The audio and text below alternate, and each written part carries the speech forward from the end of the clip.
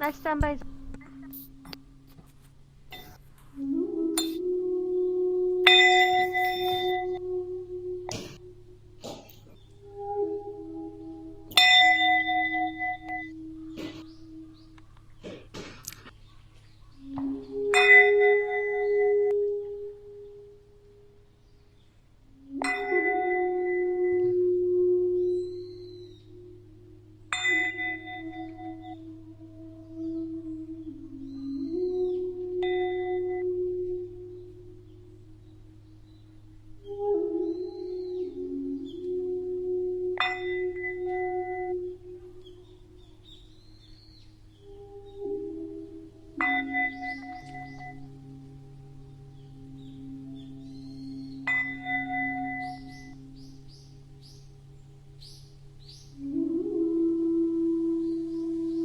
Should I then come upstairs?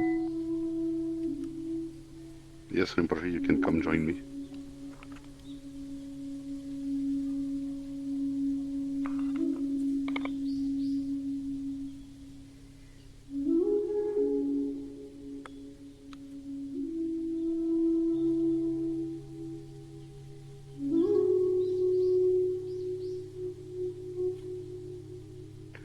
Right, Julia, could you, since we're already the two of us here, you could read the, oh, okay, you can come and read it from here. The Jazad aspiration,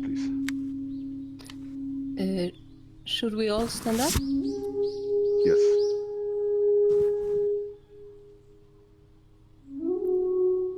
Victorious Buddhas, compassionate ones, throughout the infinite worlds of the 10 directions, grant your blessings so that the inner and outer work that I accomplished today bears the fruits that multiply beyond imagining and extend to the very limits of this existence, to benefit myself, the ones I love, and the countless other beings of the 6 realms. Thank you, Julia. Thank you, everybody. We may now sit.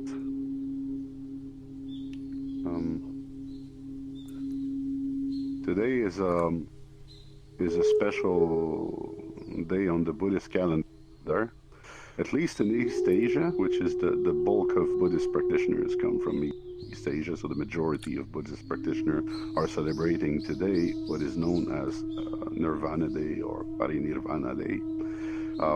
And this day is known as the day on which Buddha gave his last teaching and is said to have dissolved into a permanent nirvana state, into permanent non-physical manifestation, if you will. It is the day that he reached such realization that he was free from the cycle of samsara, didn't have to reincarnate anymore. So we have Shempen Rinpoche with us today, who's gonna give us a little teaching about parinirvana, about reincarnation and causation, if I'm not mistaken. Right, Rinpoche? This can be. All right. So whenever you're ready, you can sit on the cushion and I will join the audience to listen to your teaching. Thank you.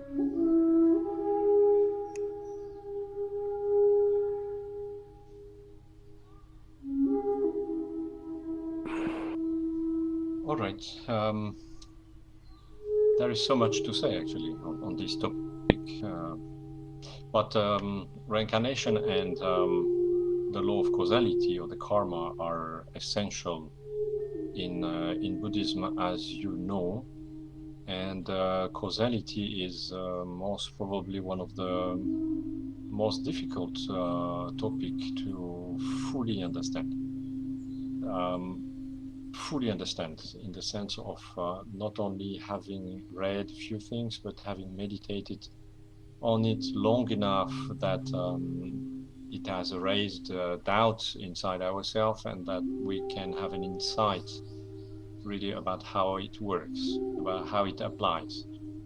Quite often we do think about the karma as just the circumstances why we meet these some people, how we meet some circumstances, some situations, why we are sick, why we have an accident, why we enjoy this or that. But karma or causality goes much further in the sense that it challenges our perception of the reality, of our entire reality, meaning everything that we do perceive with our six senses, the five physical sense and the mental sense. And this is very interesting because it's not just a philosophical point, but a very practical one. Once we understand that everything we do perceive is actually created and experienced by our own mind, a lot of emotions tend to settle down, to calm down, because if I have created the situations in which I am, if I have created the surrounding in which I am, why to get angry? Why to get upset or impatient about it? Since it is of the same nature as my mind. And furthermore, once we understand the causality, we understand that at the moment this physical body will end, so when the cause for this physical body to be alive will end, it is not the end of everything. All what we have accumulated, all the causes we have accumulated, since time we cannot recall, will pass on to a next existence. Within the Tibetan Buddhism, when we say the next existence, it can be in one of the 6 realms of rebirth, 3 upper and 3 lower realms. The 3 upper realms are the human beings, the Deva, and the Titans, or the gods and the demigods. And the 3 lower realms are the animals, the hungry ghosts, which comprise the whole category of ghosts and spirits, and the hell realm. What is important to understand is we take a rebirth in any of these realms because of the cause we have accumulated, and it's not something which is forever. In the Christian tradition, for example, there is a concept of heaven and hell, but it is for either forever, either till the next judgment. So it is not like this in Buddhism. We go in one of these realms according to the cause we have accumulated. So there is no punishment from any external being. We will experience only and solely what we have created the cause of, which is already the case now. What we see, how we see, is coming from the past, either from the past causes for what we call the reality, and from influences from the past for all what consider how we see things. Because in Buddhism, there is no phenomena that can be said to have its own inherent existence. Nothing exists from its own. Everything has a cause. Everything that appears as a cause, and everything which has a cause ends one day. This is the impermanence of phenomena. Everything is impermanent, starting with, of course, this very life. We're born and we pass away. This is probably one of the rare things that we can be sure about. If we're born in any realms, we will pass away. Everything else is unsure and comes according to causes and conditions that were created by the very mind that experiences it. It is interesting to see that nowadays a lot of this Buddhist understanding is not really confirmed, but it is very well taken in consideration by the quantum science, that there might not be just one universe, but every perceiver has somehow its own universe, its own reality. And this is very close to what Buddhism is explaining. So if we do engage in actions which are positive, which are virtuous, which are helping the others and so on, we accumulate positive causes. And a positive cause will give a pleasant result. On the contrary, of course, if we act in a negative way, if we hurt the others, this energetic seed will give unpleasant result. And two other things which are important regarding the causality is we cannot change the karma of the others, and of course the others cannot change our karma. So whatever we have accumulated, nobody can neither remove it or improve it. And this is clear since, well, we are not Buddha yet. And if it would be possible for a being to modify our karma, then the existing Buddhas would have changed already our karma and would have made that we become Buddha ourselves, free from any kind of suffering. But if a Buddha who has unlimited possibility regarding what he can do has not changed already our karma, it's because it is not possible. It is not possible even for a Buddha to change the karma of any sentient being.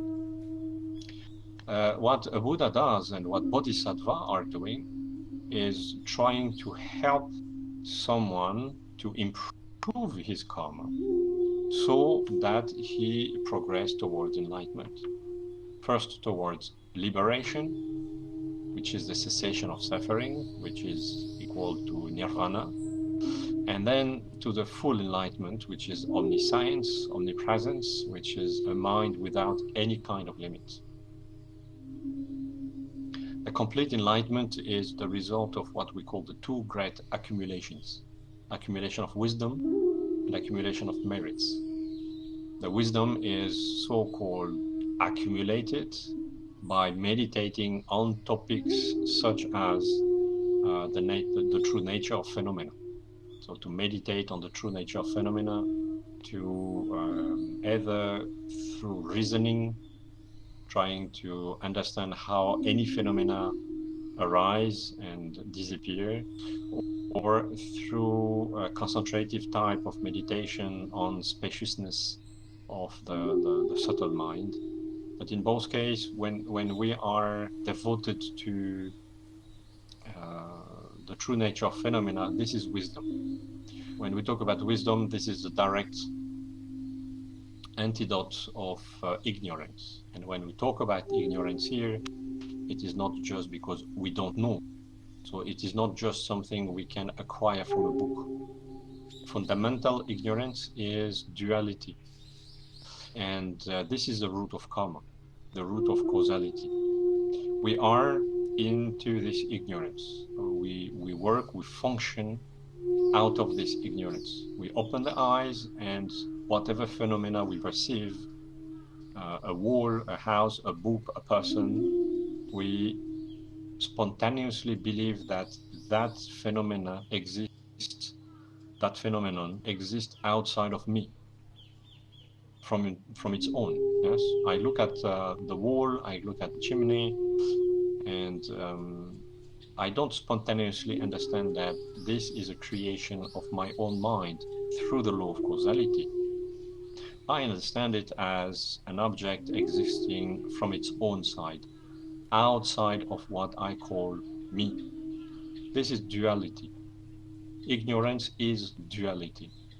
I do not understand that everything I'm surrounded with is of the true nature of my own mind. I understand as all these phenomena have their own life, have their own existence, which I might not understand exactly where they come from, how they come from, but it doesn't matter. I believe they are there independently from me. And even if I die, they will remain there. Yes, this is our common way of thinking. Whereas from the correct understanding, all the phenomena are appearing in my field of consciousness because I have created the cause to perceive them as I perceive them right now. But because of this duality, there is what we call a movement of my mind. Actually, karma means action. And an action is made or is generated when I believe there is an outside. So wherever I place my consciousness, I believe there is an outside. My mind will move towards this phenomenon. This is the action of my mind. And this action is creating an energy.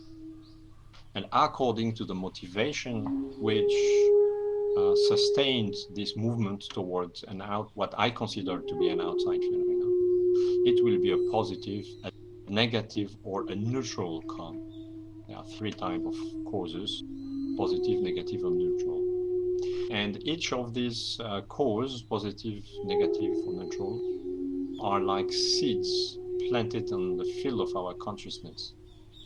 And according to cause and conditions, if we would talk in terms of agriculture, you plant the seeds, but you need water, you need sun, you need the correct weather so that this seed will grow and give a result.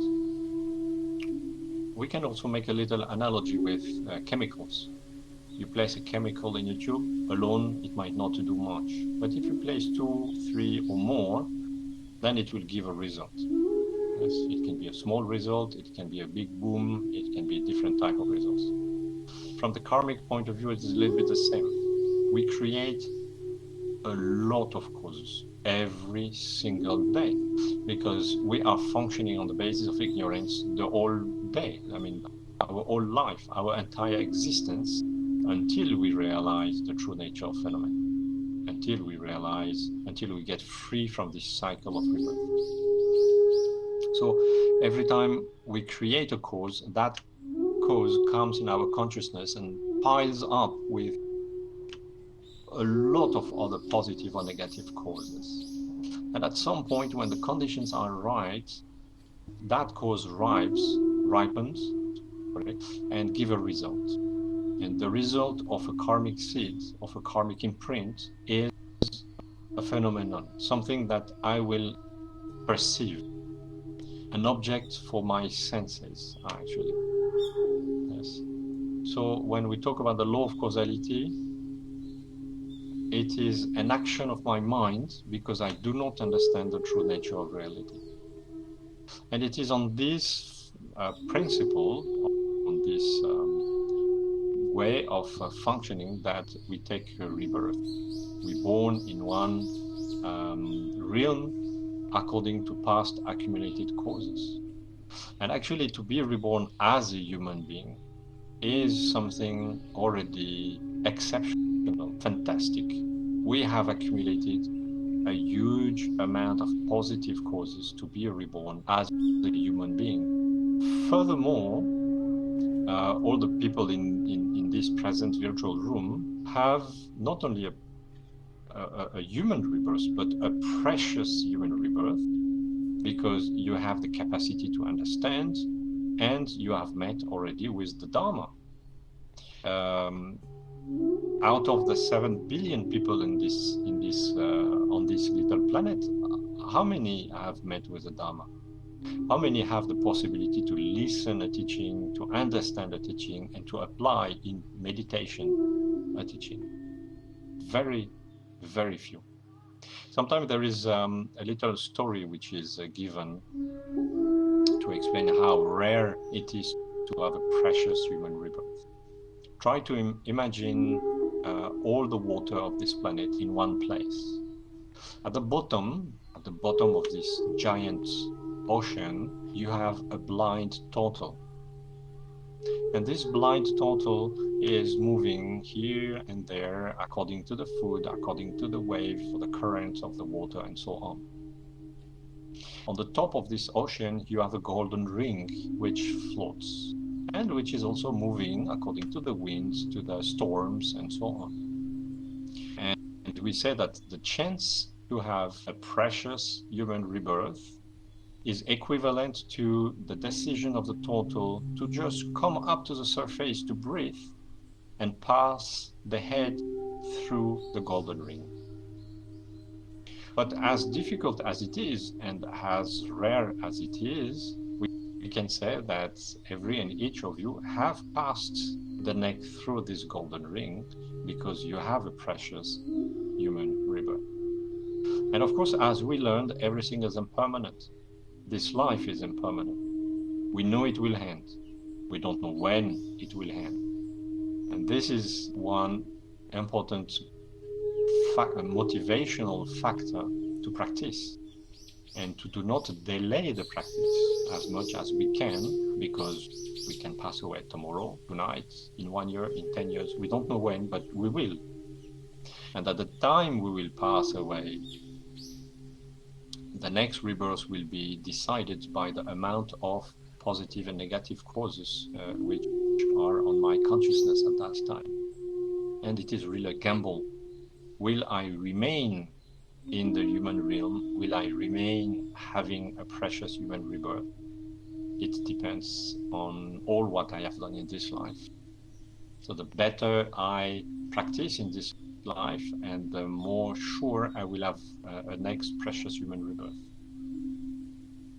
So these are two important things. Yes, the causality, how to understand ignorance when we are talking about ignorance, how to understand the mechanism of causality from that ignorance through the action of my consciousness, the accumulation of a karmic seed which will ripen and give a result. And that result is a phenomenon. It's a little bit also like when we dream. Yes, when we enter into our dreamland, we enter in the kitchen, for example, we will see the cup or the mug on the table, we will take it, it is perfectly real. Within the dream, we don't ask ourselves, is this reality real or just a dream? It can happen. There are some lucid dreams also and everything, of course, but globally, generally, when we enter into the dream lands, the dream reality, it is a reality on its own. And everything within that reality appears as existing from its own side. I take the mug, I feel it with my senses, I see it, I can use it, drink, I can drop it accidentally, it can break, and so on. All the emotions, all the feelings can be experienced within the dream reality. But when I wake up in the morning, I understand that 100% of this reality, not 85 or 90%, 100% of this reality was a creation of my own mind. As real as the object on the table of the kitchen appeared as real at that time, when I wake up, I understand it was an entire creation of my own mind. And what we say is that this reality, this current reality that we are experiencing is as unreal or as real as a dream reality, meaning created 100% by our own mind. And the more we understand that, and the less we get caught by ignorance. And this very point is the difference between us and the Buddha. The Buddha has realized non-duality. The Buddha has realized everything which is perceived is of the nature of one's own mind. Thus, there is no more duality. And when there is no more duality, there is no more action of the mind, because there is no more inside and outside. And if there is no more action of my mind, there is no more creation of karma. And the day there is no more creation of karma, we are liberated from the samsara. We are liberated from this dualistic reality. In Tibetan Buddhism, we make a little difference between liberation and the state of the Buddha. So there is a little difference between the Theravada and the Mahayana, Vajrayana tradition, in the sense that when you get liberated from the samsara, the Theravada tradition would say that this is the end. This is the state of Buddha. Somebody enters into the nirvana and stay there forever. But actually, within the Theravada tradition, there is no motivation to come out of this nirvana. So for a very long period of time, it will be true. That consciousness will remain in non-duality. From the Mahayana point of view, there is this inextinguishable wish to help the others. So even when a bodhisattva, the practitioner of the Mahayana tradition, will enter into the state of emptiness or the nirvana, there is the wish to come out of it to help, to continue to help all sentient beings. Because when we enter into nirvana, if it has been done through the Theravada path, we have not purified all the karmic seeds, and we have not accumulated or completed the two accumulations. So the practitioner will come out of this meditative experience of emptiness, realizing the true nature of phenomena, realizing non-duality, will come out and continue to help all sentient beings. And by helping all sentient beings, will continue to accumulate merits and will continue to meditate and deepen the wisdom, understanding the non-duality. And at the end of the completion of two accumulations, then one will remove the last veil of ignorance and reach complete Buddhahood, which is omniscience. Yes. So in any case, whatever the tradition, one extremely important step is that realization of the true nature of phenomena, either for our own liberation and the cessation, the complete cessation of any form of suffering and cause of suffering, either in order to help the other sentient beings with more strength and more potential and more possibilities. But it passes by this realization of non-duality, the ending of ignorance. Yes. So these two concepts are to remain within our mind and have to be meditated often. Meditated often, why? Because, as I said earlier, whenever we open our eyes, we are in ignorance. We see things through an ignorant mind. And if we hope to change that perspective, if we hope to change this perception, we are going against influences and karmic seeds accumulated since the text is saying beginningless time. So we are fighting against a lot of influences of the past. If we do meditation once a day or even less, we are not going to change our mind really. We are going to improve our understanding, accumulate some positive causes and so on. But even if we would meditate 1 hour every day, we still have 23 hours aside during which we are not working on the mind. We will not change, or we will change very slowly. It is therefore extremely important to understand that meditation is a state of mind which we can carry with us, or which we can establish any moment of our daily life. Not just when we sit in a temple with a little bit of incense and little light or candle, but any moment. You wait for the bus, or you are walking from the office to your car. These moments can be used as a meditation on the reality.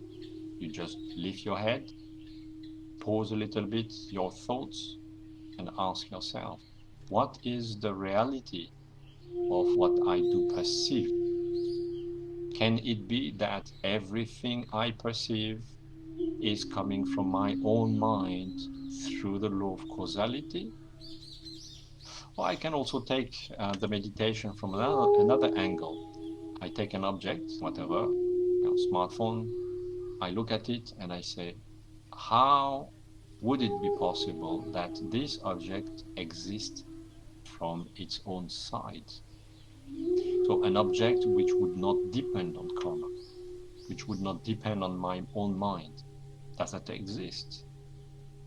And I will have a little chat with myself, a little debate with myself, trying to find out, is it possible that this object exists from its own side, completely independently from me? And after years of meditation, we come constantly to the same conclusion. No, this object does not exist from its own side. This object exists because I have created the cause to perceive it. Thus, this object is void of any inherent existence. And we meditate on that again and again, and as often as possible, till we can reach an insight, an experience of it. Meditation is the tool which can bring us from whatever knowledge we read or we hear into experience. And it's not the reading or the books that change our mind, it's really the experience. Yes? So through that experience, we can change the causes we are accumulating, and by changing the causes we are accumulating, we will improve our wisdom, improve our capacity to help the others, and walk the path up to enlightenment. Either within one life, because it is said we can reach enlightenment in one life, or through 3, 7, or 21 lives. But the point is to aim at ending the suffering and helping as many beings as possible. Voila. I don't know actually how long or if there was an amount of time which was allocated for this explanation. No, it's perfect. Rinpoche, do you have time for questions as well? Or if you want to say more, please go ahead. I can take some questions, yes. I think I have summed up most of what I wanted to say. All right. So if any of you have any question. Yeah, I have one. Yes. Can I ask? Of course.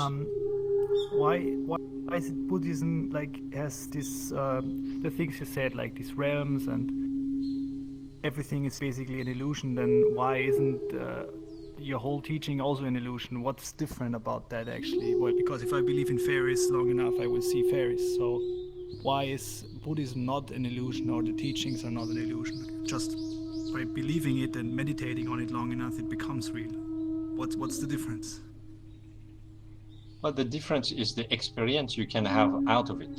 I mean, I'm not sure that I believe in fairy, but I don't know if believing in it would make it real. Eventually, to some point. And if even it would be a question of belief, if that belief can take you out of the cycle of rebirth, and it's a good belief. So you can be right.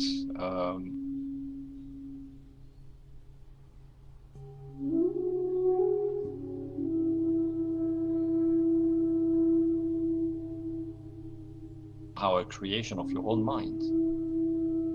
Yes?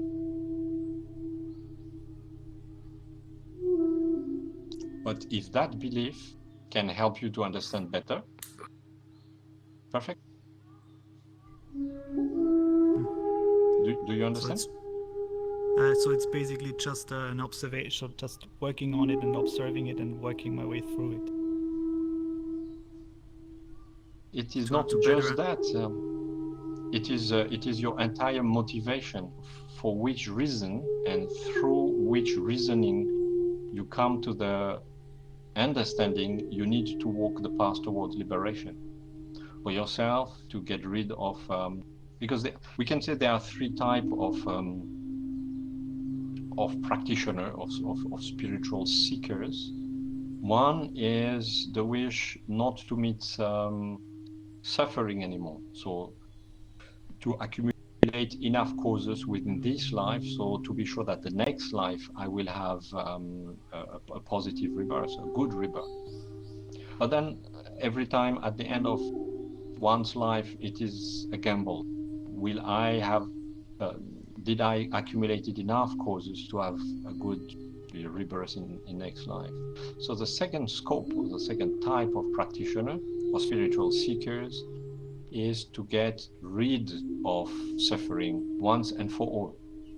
So to accumulate enough causes and to practice enough to be sure not to come back at all.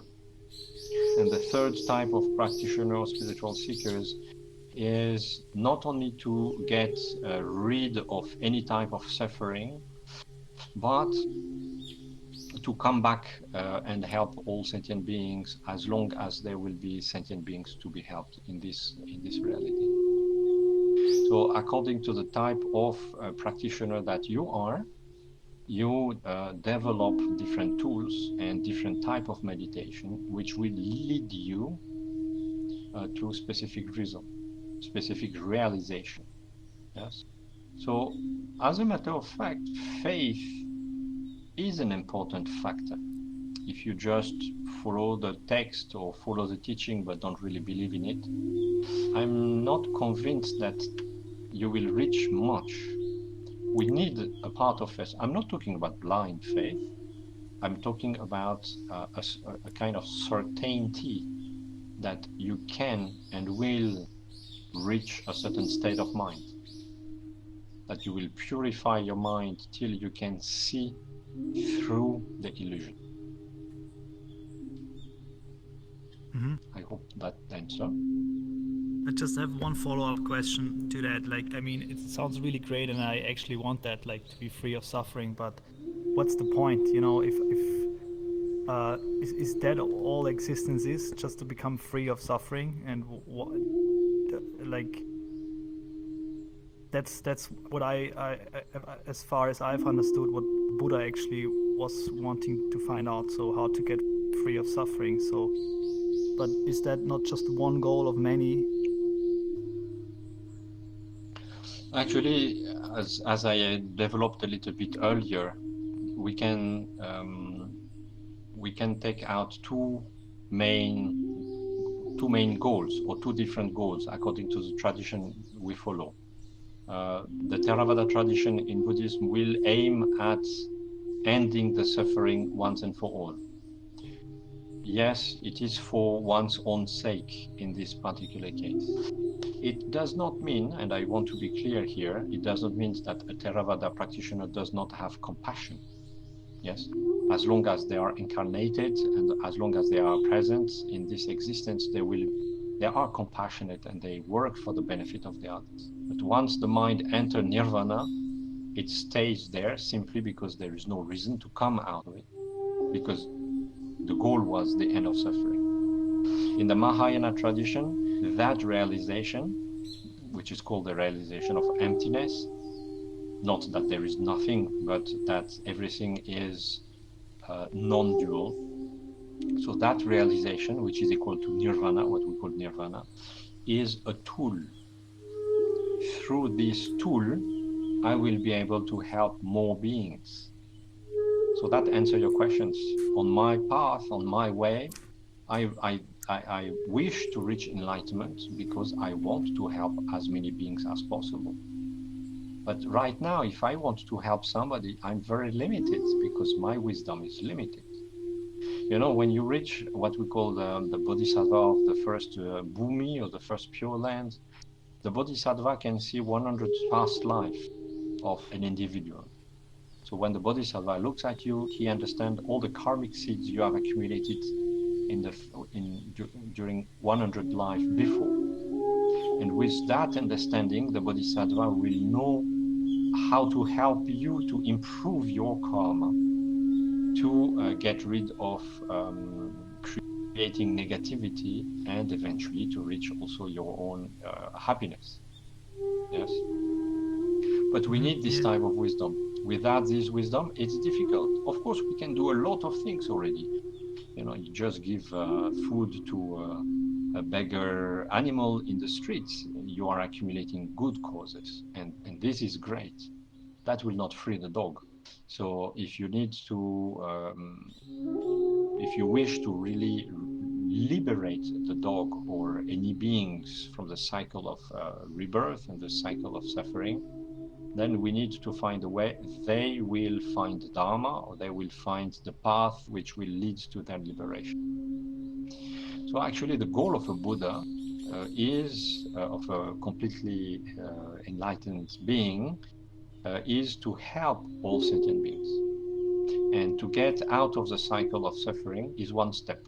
Well, of course, a very important step, but it is not the final motivation. So as you pointed out correctly, the greater goal that I can see in Buddhism is to acquire the wisdom out of which we will be able to help as many beings as possible.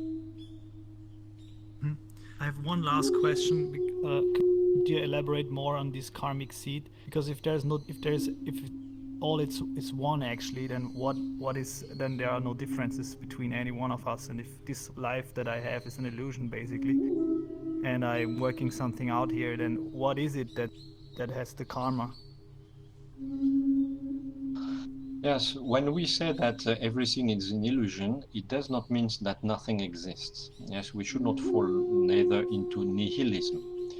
If we enter into nihilism, then yes, why to do anything, because nothing has any existence at all. So in Buddhism, we don't say nothing exists at all. We only say nothing exists from its own side. So nothing has an inherent existence. It doesn't mean it does not have an existence. Yes. So when you wake up in the morning, you are in a conventional reality. And within that conventional reality, there are some things which help the others, and there are some things which hurt the others. If you do something that helps with the motivation to help, you accumulate a positive energy. You generate a positive energy. Your mind has moved toward a situation or towards a being with the intention to help that being. Thus, you generate a positive energy. That positive energy is actually remaining on what we call the mental continuum, the most subtle part of your consciousness, which is not born and which does not die, which carries all these seeds from a life to another. Even when you will be a Buddha, you will have this mental continuum, except that, of course, it will be subtle and a very subtle and purified mental continuum. So you should not fall into nihilism either.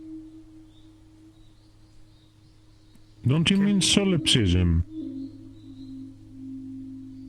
I beg your pardon?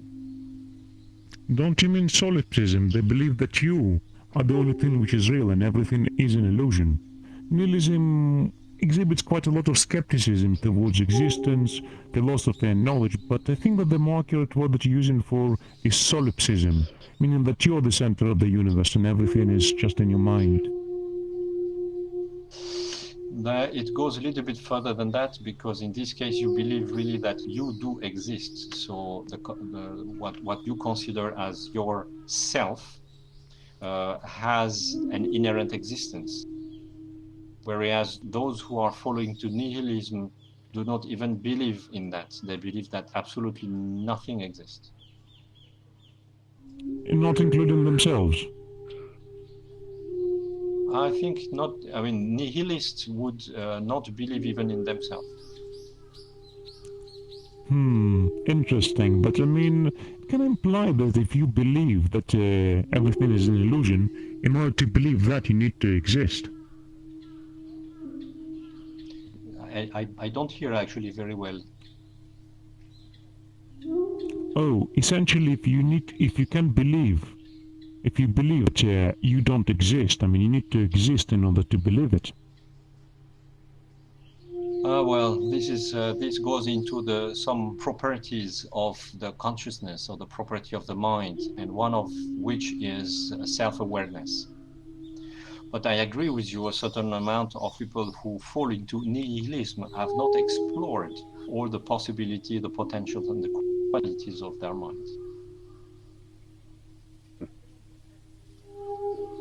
There is tell me, my friend, Malakath, if I may, in Buddhism, you have this idea that you have like the relative reality and the absolute reality.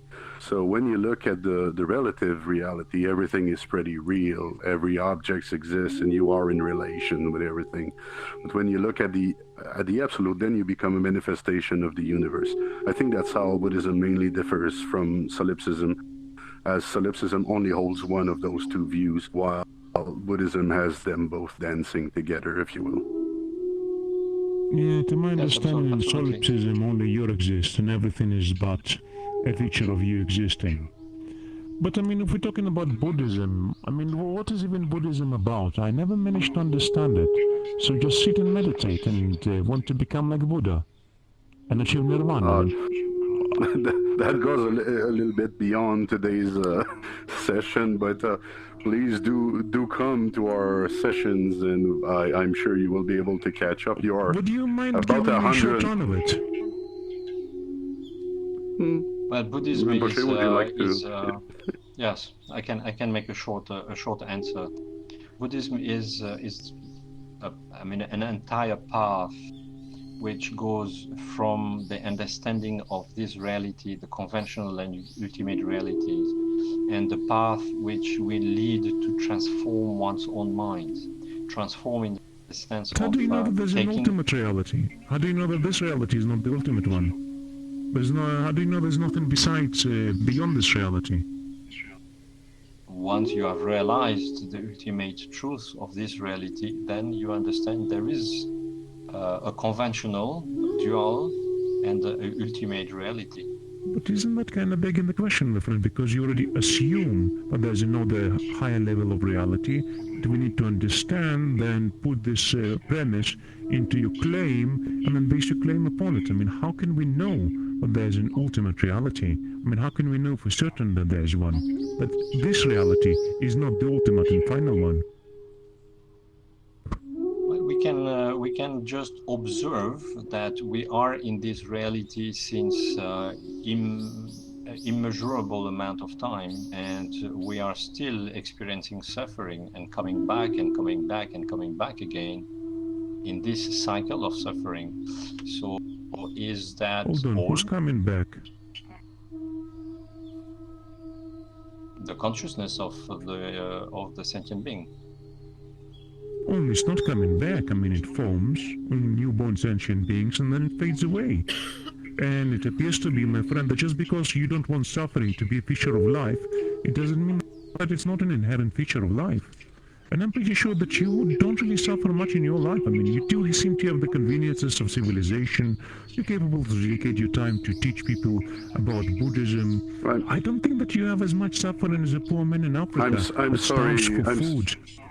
Malakath, I'm sorry, but I'm gonna ask you to hold some of those questions, because actually Rinpoche was finishing his session. He was taking about 2 or 3 questions. Just a quick one, my friend. I mean, I just want to understand his understanding of why he believes that there's an ultimate reality above that, because it seems to me that it's a fundamental question at the bottom, at the level of this, at the foundation of Buddhism, my friend. Because we I don't would know like for to a fact invite you there's a good amount of certainty. But there's actually the case. How can we believe in something like Buddhism that implies that it's the case and builds everything on its foundation? I understand your question, and I propose that we eventually continue this discussion out of this session, which was coming to an end. So I see. I understand. I guess the answer is not really simple or doesn't exist at all, so therefore you cannot provide it. It's understandable, my friend. I'm looking forward for you to explain it to me. I can provide it. It is just a matter of time.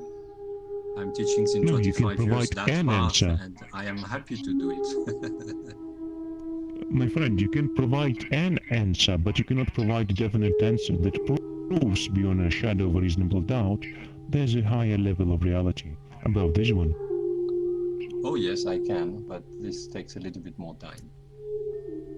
Well, you can, and all the brightest minds of science, of actual philosophical discipline that actually achieved this wonderful golden age of technology, put the silver dirt in the ocean of the skies, made amazing thinking, calculating machines that we used to calculate, unlocked the secrets. Sorry, I don't often do that, but I understand. yes. That was good, finally. Wow, okay. Well, Mike was really loud. he was. I don't think he even wanted like to be answer, open yes. for an answer. I think he just wanted to dominate the spotlight and. Yep. Yeah. Yeah. I mean, sure. That nowadays. Just was challenged. That's what I think. But I wanted to say thank you for the answers. Yeah. And yeah, it helped me a little bit. Yeah, I'm we so do sorry, appreciate Rinpoche. This happens sometimes. I know you can handle it, but I didn't want to take too much of your time. So, Oh, thank you. I'm used to that because I usually have question answer at the end of the teaching, and when it is a public teaching, then this kind of situation not often occurred, but I faced several times this similar. When people are ready to listen, it's not a problem, because if they come really with a quest and they want an answer, they will listen, they will ponder. Eventually we will meet another time after they have meditated and they have taken time. But when they just want to impose their point or prove their point that you are wrong, then of course there is no much point in spending too much time. Indeed. Right. So, do we have time for one more question? Maybe a more constructive one. Well, I would. No problem from my side.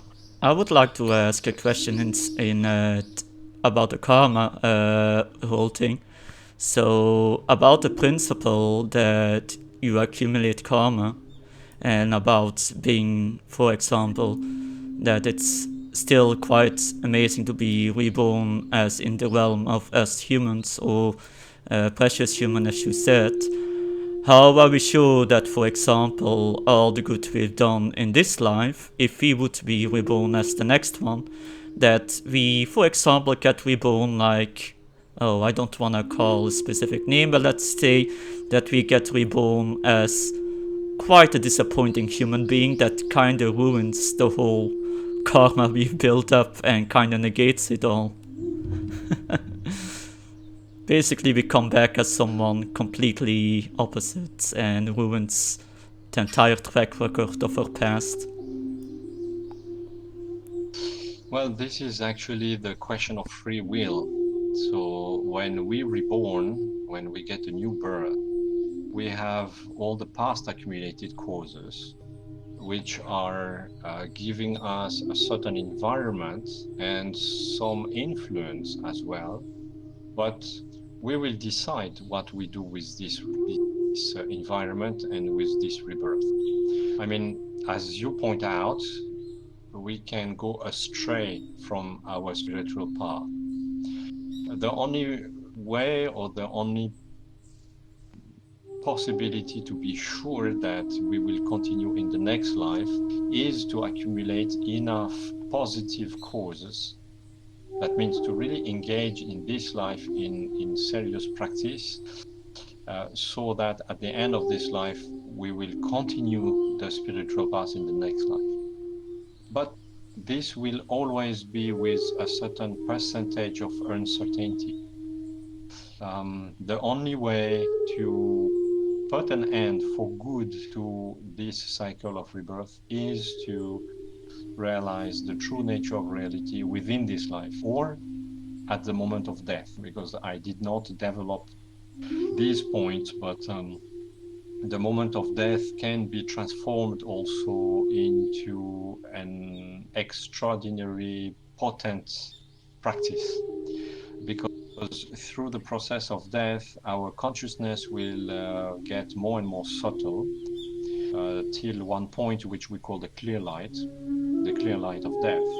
And when we do face the clear light of death with calm and with meditation type of focus, we can actually at that time realize the true nature of phenomena and get rid of any cause or any reason to get a normal human rebirth. At the time we realize the true nature of phenomena, at the time of death, at the moment of death, according to our motivation, we will either enter into nirvana, non-duality, and stay, or we will, with the realization of the true nature of phenomena, we will come back for the sake of all sentient beings. So we will take another rebirth, but it will not be a common rebirth. Yes, it will be, in the Tibetan tradition, we call this a tulku, somebody who chooses to reborn for with the specific aim of helping the others, continuing helping the others. I hope this answers. Yes, thank you. Appreciate it. Can beings also come back in other realms? That's just one question I have. Absolutely. There are 6 realms, and according to the causes we accumulate, we can come back in any of the 6 realms. So if somebody in one's life commits a lot of crimes and accumulate enough negativity, he can reborn in the lower realms. The cycle, we talk about the cycle of rebirth, not about the spiral of evolution. Some people would like to believe that we come from whatever, from mineral and vegetal and animal and human, and we go toward higher realms. But it doesn't work like that. It works as if in this current existence you behave like an animal. Eventually you will create the cause to be reborn as such for a certain amount of lifetime. And then when the cause to be reborn as an animal will be ended, you will reborn eventually as a human being, and you will have another chance to improve your level of existence. One thing that is good to understand is when we talk about the God realm and the demigod realm, we are not talking about particularly precious type of rebirth, because we are referring to something similar to the Greek mythology. Yes, if you know a little bit about the Greek mythology, the different gods and so on, they are not wise at all. Yes, they are in a paradise type of existence. They have powers, they have a lot of possibility and potentials, but they are not wise. They have the same mental disturbance as what we have. They tend to have a much longer state of a much longer lifespan, but at some point the positive karma which brought them to be reborn as a god will end. Then they will reborn in lower realms as well. But I mean, a fully realized being, does that also reincarnate into these other realms, or is it just from this human realm? I mean, a fully realized being, motivated to help other sentient beings, will reborn in any of the 6 realms where he will be able to help other sentient beings. So a bodhisattva or a Buddha can reborn in hell if he, by his wisdom, he knows he will be able to help one being to eventually come out of this hell realm and find a little bit of wisdom or find a spiritual path. So the Buddhas and the Bodhisattvas are not reborn only in the human realm. They reborn in any realms where there are sentient beings that they know they can help. okay. And they do that on the basis of the causes we have accumulated. Right now, you are surrounded by Buddhas and Bodhisattvas. But if you do not see them, and if you do not benefit directly of their help, it's because you have not created yet the causes to perceive them. But they are there. And sometimes you might hear or you might see a manifestation of a Buddha or a Bodhisattva trying to help you to understand something. And after, it is up on us to catch the sign and develop in the direction of wisdom. Thank you. Can they appear in dreams, for example? They can appear in dreams, yes, absolutely. They can also manifest as objects sometimes. So if, for example, the Buddha sees that, or the Bodhisattva sees that if you trip and fall, at the moment you fall, you have a specific understanding or specific realization, or that falling will help you to stop to work and leave you more time for meditation, for example, then the Bodhisattva will transform into a stick or a stone or rock or a chair over which you will trip, and will happen what you have seen for your benefit. So a Buddha or Bodhisattva can take any shape in any realms.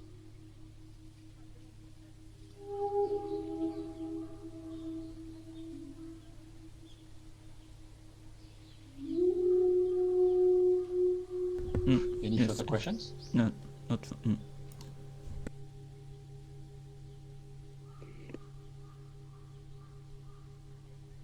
Yes?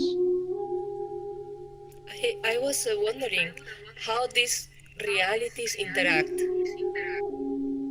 The projection of our mind, that is what we perceive,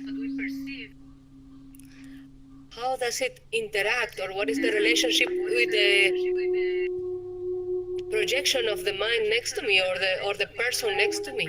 Because we live in society or in a family or in a group, and everyone is projecting different aspects of the reality we share. Or is it that my projection is what I perceive of this person as well as our environment? Yes, actually, we have no idea really what is happening within the mind and within the reality of the other sentient beings. We can only perceive what we have accumulated the cause to perceive. What is really happening in the consciousness of the person sitting close to you, or even of the other person of your family, unless we have the correct wisdom for that, we have no clue. We can only rely basically on what we perceive, which depends on the causes our own mind has accumulated. Tricky, huh? Thank you.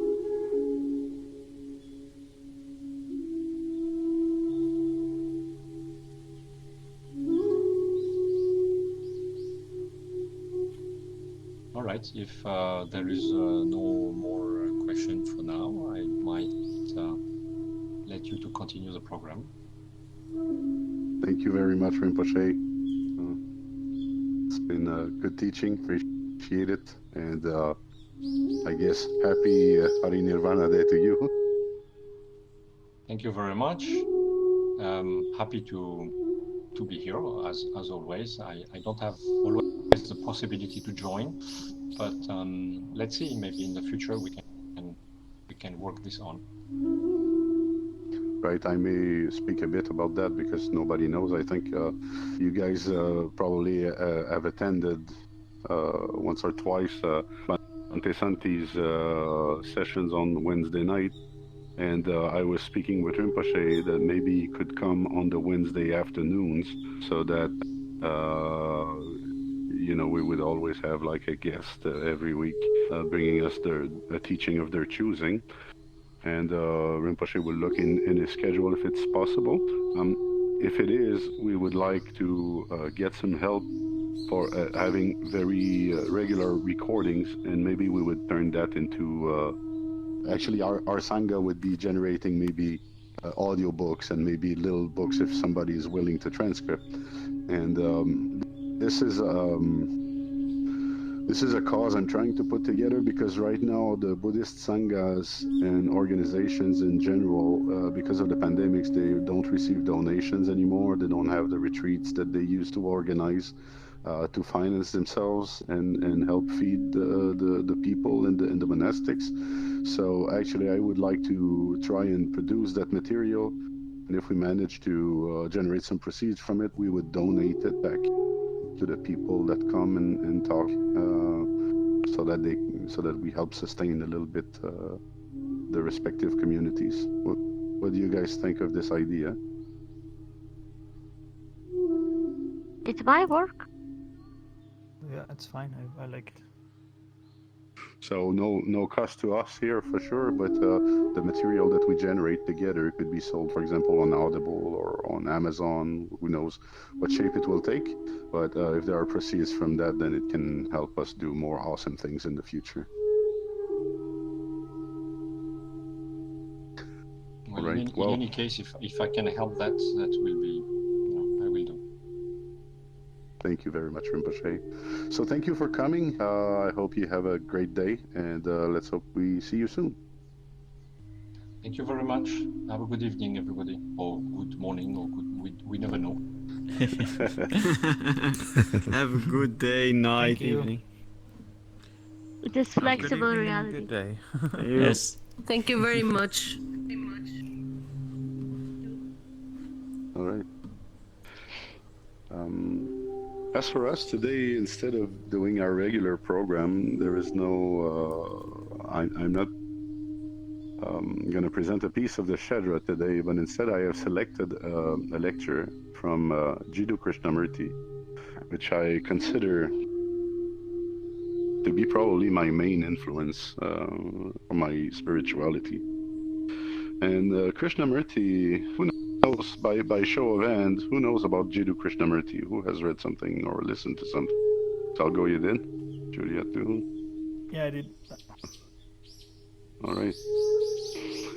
So, to give you just a little bit of background, Jiddu Krishnamurti was raised to be the second coming of the Christ. He was, if I remember the story well, he was discovered by people from the Theosophic Society as a kid. He was from a Brahmin family, and he was on a beach, and his sensitivity apparently was something else. So they decided that he was the reincarnated master, and that they would train him into all of the spiritual traditions of the world, and groom him as the new coming of Christ. And so Krishnamurti was kind of adopted by the Theosophic Society and received all of those teachings and became very wise very young. But at around 18 years old, he decided that organized religion was corrupt, and he disbanded from them and became a solo teacher who had quite a true but also in your style face. So what you're going to hear now is not in agreement with some of the Buddhist teachings or some of even what we have just heard. But if there is one thing about Krishnamurti, is that he is very thought-provoking, and all of his material is meant to help you look at the truth and meant to help for you to look at what's inside and your take on it. So I'm going to simply read that, and afterwards, if you have, pay close attention, because Krishnamurti is packed, okay? It's very dense. If you have questions or anything, maybe take note of them. It's a 5 pages thing, so it's about the size of what we read together usually, maybe a little bit more. And yeah, so if you have questions or things that call your attention, make a little note and we can discuss them right after. So I will now proceed with the reading, which goes like this. This morning I would like, if I may, to talk about time and death. And as it is rather a complex subject, I think it would be worthwhile to understand what is the meaning of learning. Life is a vast complex with all its turmoil, suffering, anxieties, love, jealousies, and accumulations. And we learn through travail. This learning is a process of accumulation. For us, all learning is an additive process. And when there is addition, a gathering in, is there any learning at all? Is accumulation learning? Or is there learning only when the mind is totally innocent?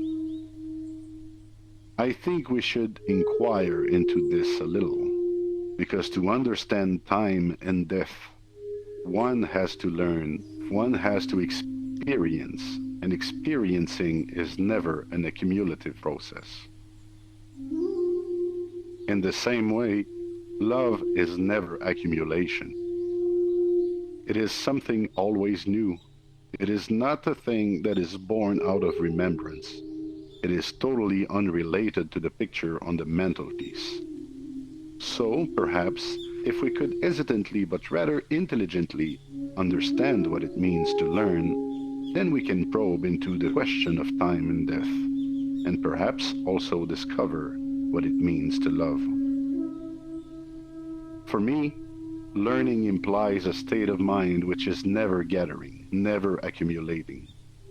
If one learns with a mind that has already gathered, then such learning is merely the acquisition of more knowledge, is it not? The accumulation of knowledge is not learning. The electronic machines are doing that. They are acquiring more and more knowledge, but they are truly incapable of real learning. The acquisition of knowledge is a mechanical process, and learning can never be a mechanical thing. A mind must always be fresh, young, innocent to learn. And a mind which is learning is always, surely, in a state of humility. Not the humility cultivated by the monk, the saint, or the erudite person. A mind that is learning has its own dignity because it is in a state of humility. I am using the word learn in quite a different sense, not as a process of acquiring knowledge. Living with a thing and acquiring knowledge about it are two different states. To learn about something, you must live with it. And if you already have knowledge about it, you cannot live with it. Because then you are only living with your own knowledge. To find out for ourselves about the extraordinary complex problem of time and death, one must learn and therefore live with it. And this is completely impeded if we approach it with the accumulation of what we already know, with knowledge. I will go into it a little, and perhaps we shall be able to communicate with each other.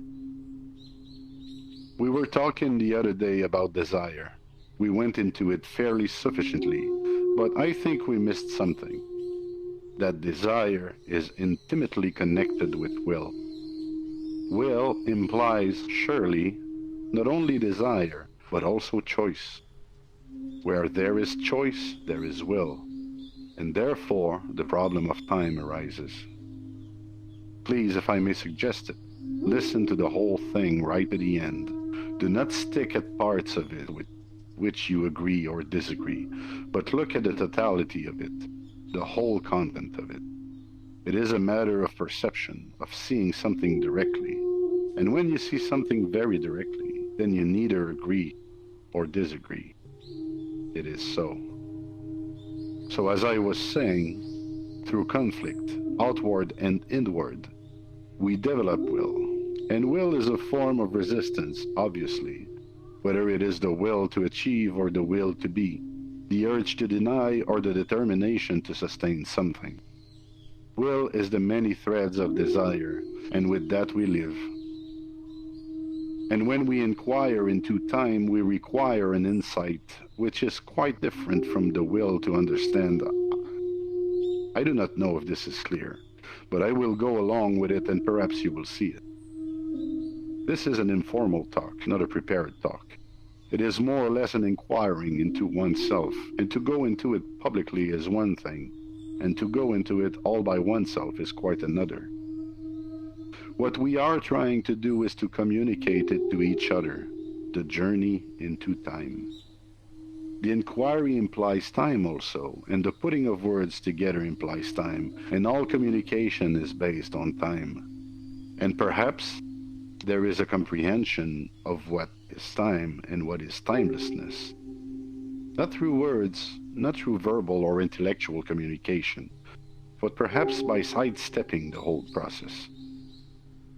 But unfortunately, we must first inquire inquire verbally, intellectually into time. And this inquiry is the sense of learning about it, which is not remembering what you have read or merely hearing the words I am saying, but the perception of it, seeing it directly for yourself. And I think that may have immense value.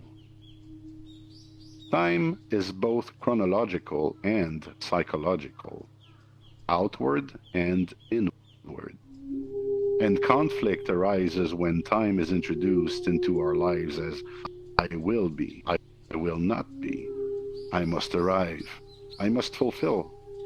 And if the mind could eliminate all that process, then we might find that the mind is no longer measurable, has no frontier, and yet can live in this world totally, completely with all its senses. For most of us, chronological time as today, tomorrow, and yesterday is essential. Time is involved in learning a technique to earn a livelihood. It is there and you cannot avoid it. It is a reality. It took time for you to come here today. It takes time to learn a language. There is time as growing from youth to old age. It takes time involving distance and space to go from here to the moon. These are all facts, and it would be absurd and insane to deny it. Now, is there any other time at all as a fact? Or has the mind invented psychological time as a means of achievement, as a means of becoming something? I am envious, acquisitive, brutal, but given time, I will eventually, gradually be free from envy, be non-violent. Is that a reality? Is it a fact, as the distance from London to Paris is a fact? Is there any other fact as definite and real as space and distance? In other words, is there psychological time at all? Though we have invented it, though we live with it, though it is a fact to us, is there such a thing? We accept chronological time and we also accept psychological time, and these two, we say, are facts. The one, the chronological time, is a fact, but I am questioning whether the other is a fact. Is time necessary in order to see something clearly, immediately? To see acquisitiveness, envy, all the things, the suffering involved in envy, to see the truth of it. Is time necessary? Or does the mind invent psychological time in order to enjoy the fruits of envy and avoid the pain of it? So time may be the refuge of an indolent mind.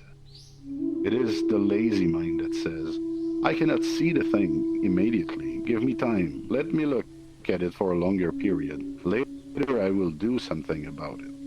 Or I know I am violent, and gradually when it no longer pleases me, when it is no longer profitable to me, when I am no longer enjoying it, I will give it up.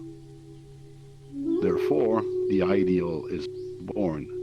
The idea of what should be is placed at a distance, away from the fact of what is. So there is a gap between the fact and the what should be. And I am asking, is the ideal, the what should be, a fact? Or is it a convenient invention of the mind to enable it to carry on with the pleasures and the pain, the indolence and postponement? Now, to see something immediately, the absurdity of envy, of competition, of social morality, to see the falseness of it immediately, does that require time? To transform the mind, for the mind to free itself from its own conditioning, does it require time? You see, as it is generally understood, a revolution implies carrying out an economic, social, political, or other pattern as a reaction to what has been before. For me, a reaction is not a revolution. A revolution is instantaneous and is unrelated to a reaction. The mind is, after all, the result of many thousands of yesterdays. And being itself the result of time, it always thinks in terms of yesterdays, todays, and tomorrows. And to find out if there is a timelessness, to really find out, to learn about it, there must be a complete revolution in the mind itself. Am I conveying anything or not at all, I wonder? Look, you are an Englishman, an Italian, a Frenchman, a Hindu, or whatever it is, and with it goes all the nationalism, the conditioning, the separative, divisive attitudes towards life. And this conditioning has been put together through time, through education, through propaganda. For 2,000 years, the church has brainwashed you to be a Christian. And this conditioning of religion, of nationalism, of separativeness must obviously be broken down completely, because those things are all frontiers, limitations of the mind. And the breaking down of it all, is that a matter of time? Let us look at it differently. Where does time exist? Not only time by the watch, but the inward time. Where does it exist? Please, this is not a rhetorical question, an argumentative question, or a question put just to stimulate your mind. That is way too silly. I am asking this because space, time, and distance must exist in a state where there is no time at all. That state must exist first, and everything else comes into that. Without timelessness, there is no space and distance. Please do not accept or deny it. We must feel our way into it. I have not yet communicated to you the feeling of it, so you cannot say it is so or it is not so, or that what I say has no meaning to you.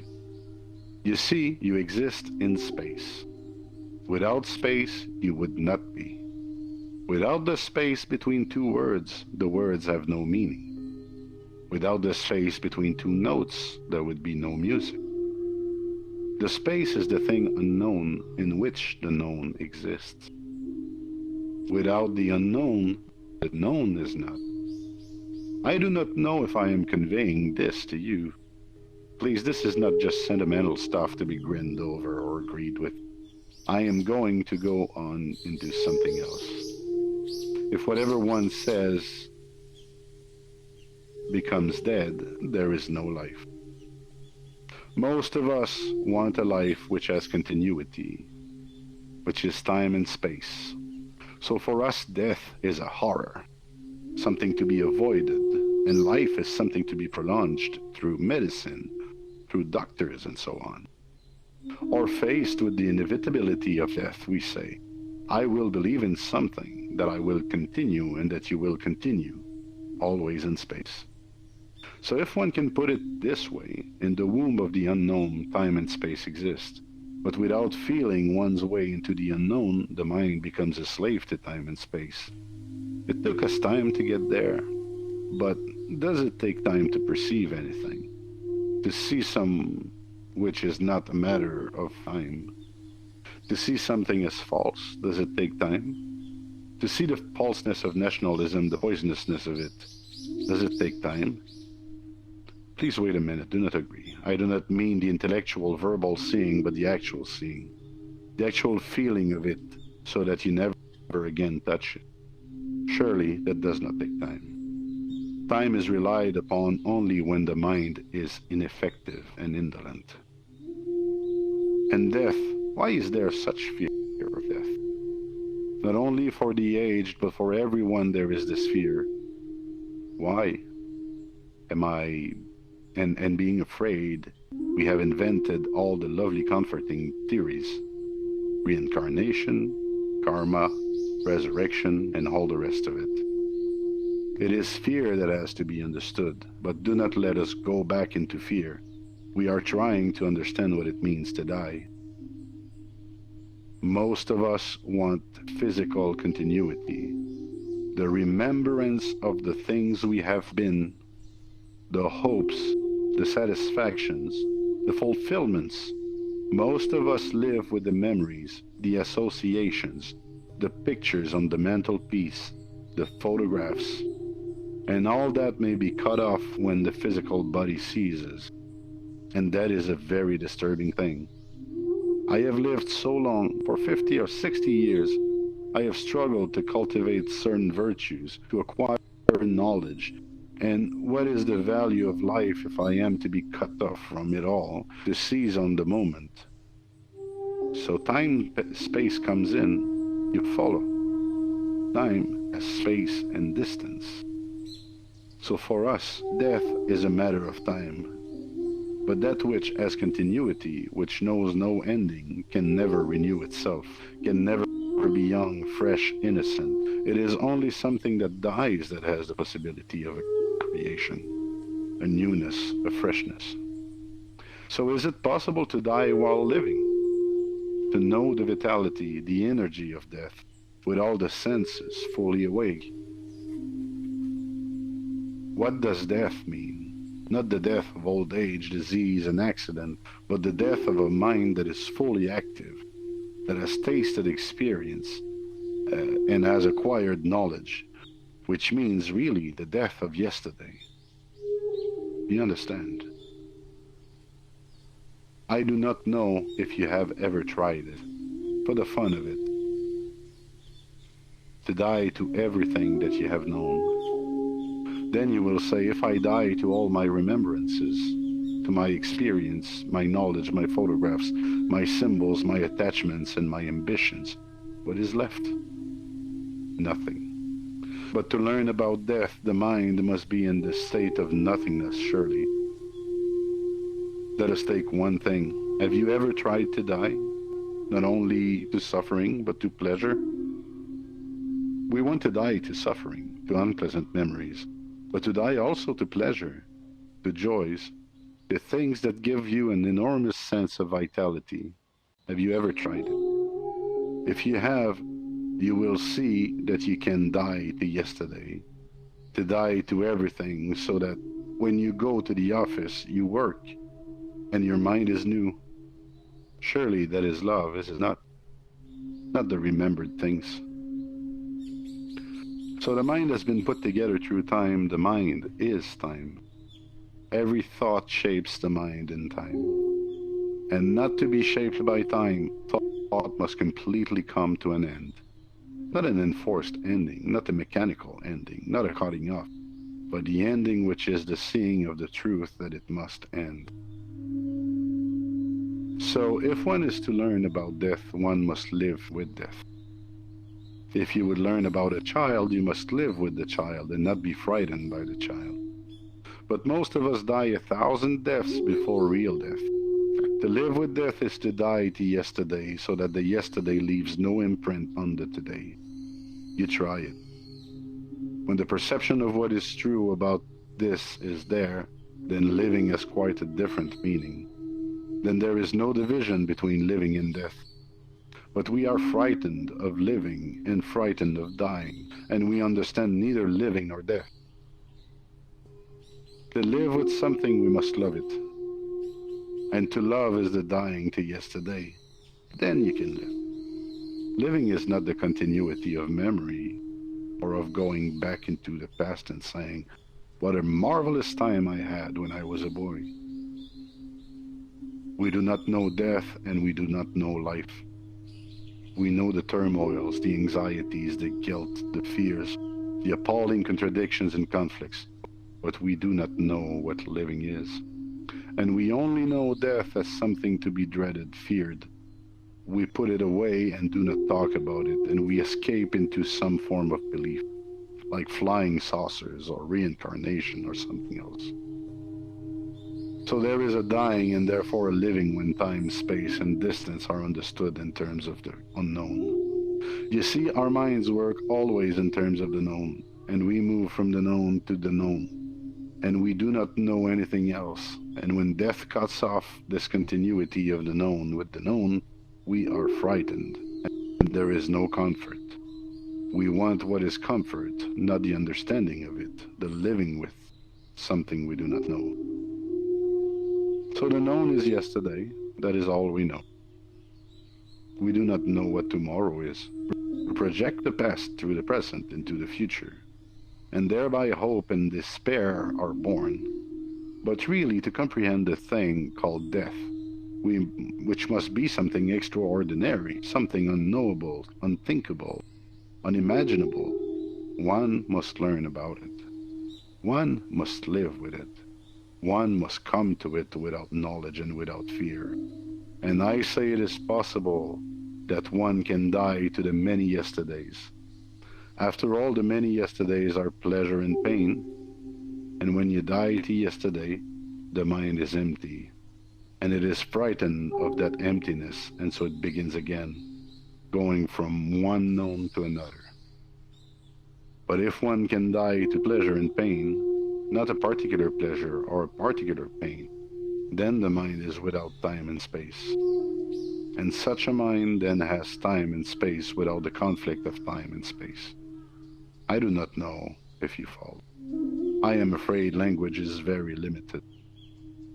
Perhaps we could discuss it. And that's pretty much how this little talk ends. How did you like it? A bit on the heavy side, isn't it? Really back it up. Mm-hmm. Right. So what do you take from that?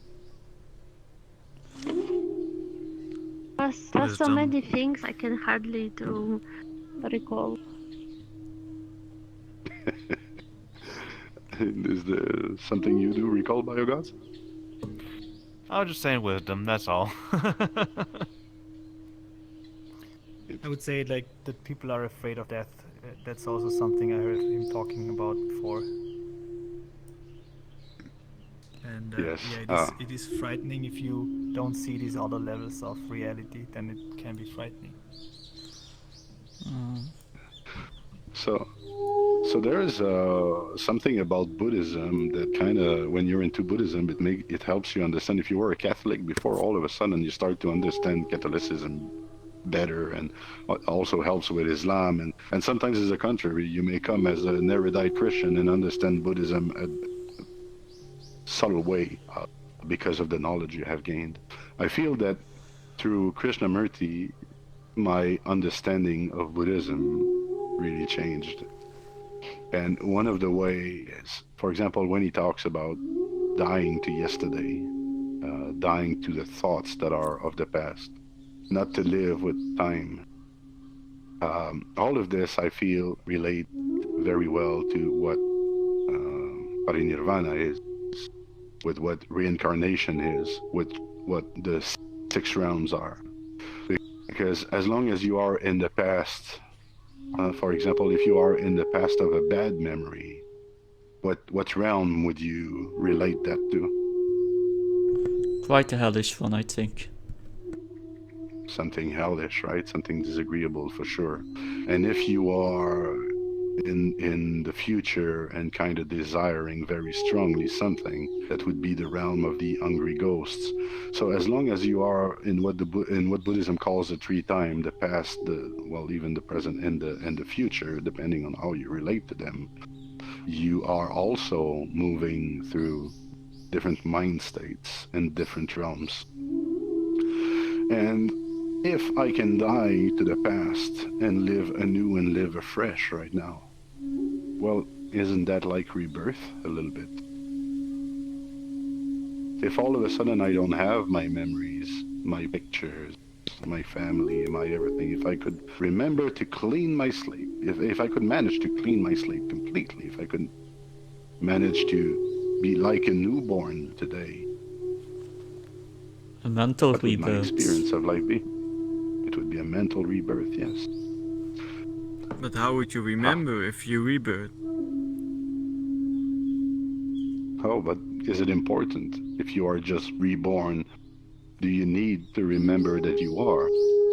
I think you are just too busy enjoying the colors and the sounds and all the new manifestations of life.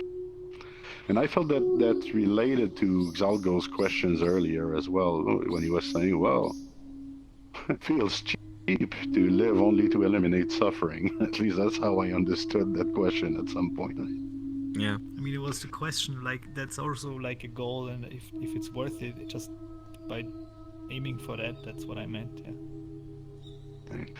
So you are trying to free yourself of suffering as long as there is memory, as long as there is time, as long as you feel hurt. But what if you were a newborn? Wouldn't you be automatically free of that suffering? And there comes your answer. What is there to enjoy in life afterwards? Well, everything. And I think Krishnamurti, when he talks about the time and saying, you know, how long does it take to recognize that this is a poison, and to how long does it take me to if I'm violent, to become a non-violent person? The fact of the matter that he's trying to point at there is that it doesn't take any time at all. It is just a moment's decision. It is a decision that I need to make all the time, and it's the same thing with my past, with my suffering, with my contentment. I need to make the decision that I won't be defined by my past, that I won't be, and that I won't postpone my enlightenment. I need to make that decision that I will live as an enlightened being now. Can you see how that works? Yes. Yes. Yeah, I also feel like if we have a pattern, for example, that we become aware of, basically, and then start to make the decision to like let it die, basically, that's the first step. And then whenever it pops up again, you just let it go again, and the more often you do it, basically, then it goes away. But the first step is the conscious decision to let go of that. Just in the recognition that you are doing something bad to yourself or to others, I wouldn't know exactly the magnitude of it, but it removes a lot of power from this pattern. Because as you were ignorant of it, it could do just whatever it wanted with you. You were pretty much its puppet. But now all of a sudden you're kind of noticing the strings on your arm, and you're like, oh my God, I'm a puppet to this thing. And you may start snapping a string or two, and in time you will completely free yourself, you know? So I think that's kind of how it works with pattern. But that is also of time. Now, there is a strong determination that we need to cultivate as well, that if I notice, for example, that my problem is I eat unhealthy food, well, I must also cultivate the capacity to say no to unhealthy food. And also, I have to develop the capacity to not think of unhealthy food, because the more I bring it back to my mind, the more struggles I will create for myself. And that's the reason why diets don't work, because they have you focused the entire time on eating, right? So what we need to do to solve any problem that we have in life, and I really mean any, is just to clean the slate. The number one pattern that we need to create, if there's any, is this pattern of looking at the world anew, cleaning our slate, and allowing ourselves to be reborn. And I believe that this is the true definition of reincarnation, that this is the true definition of paranirvana. When you manage to do that all the time, you're forever free of problems. But it is also the symbolism of resurrection, of the, you see how Jesus Christ was crucified. What died on the cross was man. What came back was Christ. So you could see that what died on the cross was suffering, and that's also what they tell you in church, that Jesus Christ died for our sins and for to free us from suffering. So in a way, that's what's been crucified on the cross. It's all suffering, it's all sins, and then he comes back as this pure being who's not stuck in his suffering anymore. He's been reborn. This teaching is everywhere. It's in Islam, it's in Catholicism, it's in Buddhism, it's in Taoism, it's in Egyptology. I'm not sure what the name of the religion of Egypt is, the ancient one. I'll call it Egyptology. But it's such a profound one that it's pretty much shared by all religion, but everybody has like their own lemon twist on it. Nobody has the original Coke. Everybody is like raspberry Coke and lemon Coke, and you know. I think it is interesting that you can see it in so many different ways, and I think even biologically I don't know specifically, maybe you know this one better, but I think they said that one time our cells keep dying and duplicating itself. That's kind of why we also age, because eventually our cells do not duplicate as well as the prior cells, and we eventually go towards aging and dying. But was it so about every 7 or 8 years that every cell in our entire body of our original births are pretty much gone, and we're all like duplicate cells of the previous cells? Pretty much Right. our prior self is completely gone, or how we used to start with, that is. I don't see know the good exact analogy. delay either, but that's true. I see a good analogy in that. Well, in a way, you could say that our past self has died, and we have, because we tend to also, as we get older, we get to be more mature. Well, depending on the person, some people do just the opposite, but you know what I mean. It's just interesting to think about. I don't know what teaching that was, but there was this old boat, and the guy starts to renovate it. He wants to upgrade his boat, so he goes and he changes plank by plank until the boat is completely new and everything has been replaced on it. And so the question is this the same boat? So it's the same with our body and with ourselves. The content is changed, but if you try to remember what is it in you that has not changed since you were born, you get very, very close to the essential, to the center of consciousness, if you will, and you will see that everything else, like the colors that you like, the food that you dig and that you hate, all of that changes and evolves, and the people around you as well, and the feelings and the memories, and there's also a thing about these cells that are duplicating and that all of a sudden they stop. If you push a slinky off the stairs, or if you bounce balls, or whatever, the energy will waste away, and at some point it will stop moving. It seems that anything that moves in our universe at some point stops moving. So that relates very well with karma and the way that it spins around. I'm not sure, maybe it was you, Xalgo, somebody was talking about kicking the karma wheel the other day, like a bicycle wheel. And you were pedaling. I mean, like, it's like the thoughts, when you stop putting energy into it, it's like a wheel that runs out. Right. So even if you have stopped pedaling, it will go on, and if it's the universe, it can go on running around for billions of years. But it seems that in the natural world, there is something pulling us to a stop. And in a way, there is also the sense with gravity, where you have big bodies attracting smaller ones, and they kind of crush together and become something more dense and more solid. It's like the entire universe just kind of wants to stop, but meanwhile it's cycling. So anyway, paranirvana is just this idea that as you develop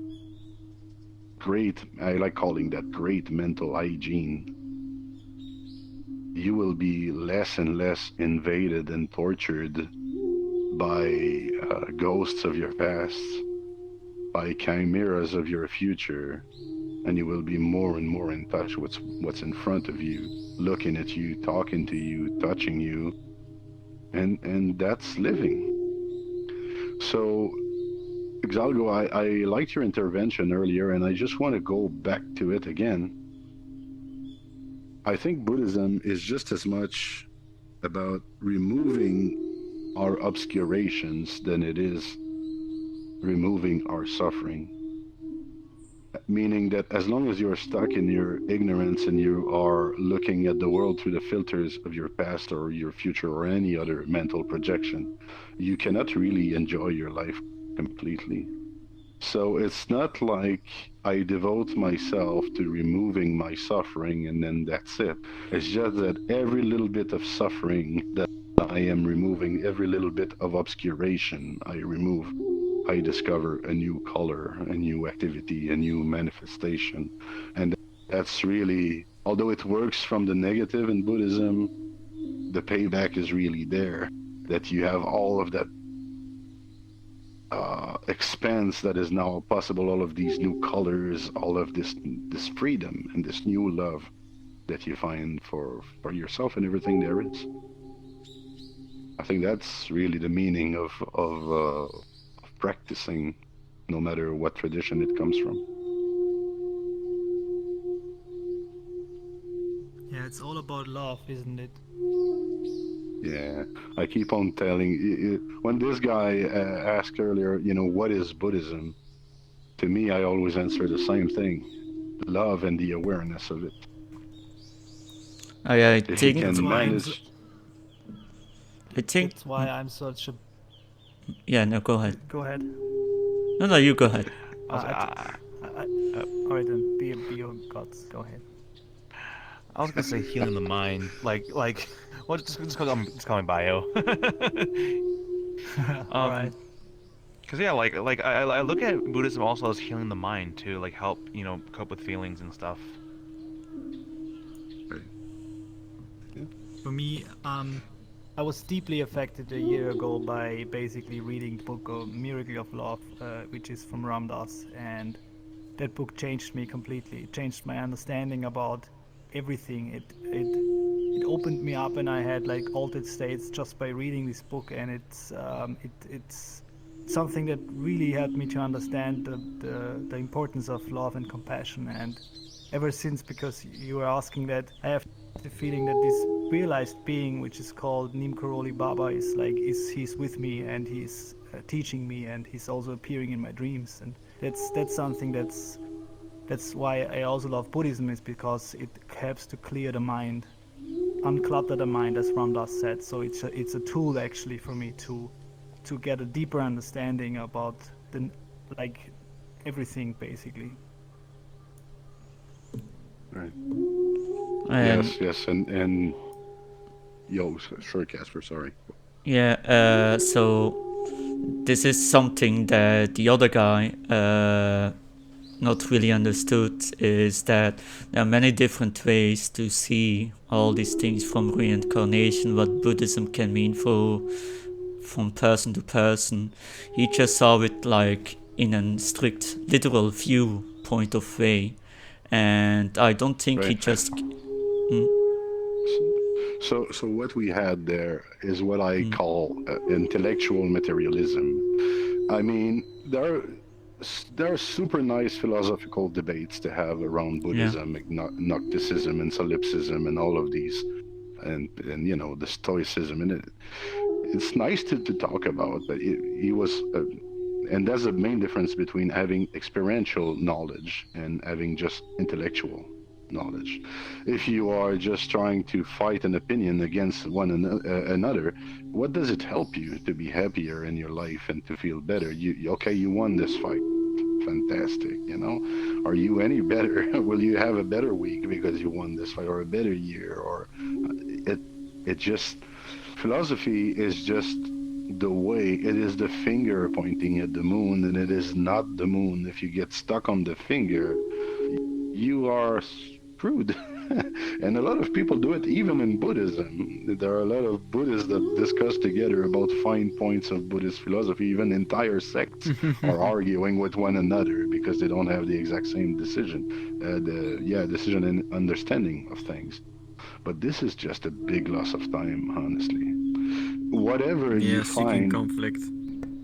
yeah, if you find, here we have Emma, we have Neojax, we have Bante Santi, and we have Shenfen Rinpoche and myself, and we all talk about Buddhism and about our understanding and the angles that we find on it, and hopefully, to some of you, Neojack's teachings speak more, do some other Bante's teachings speak more, maybe some feel more related to what I'm saying, you know.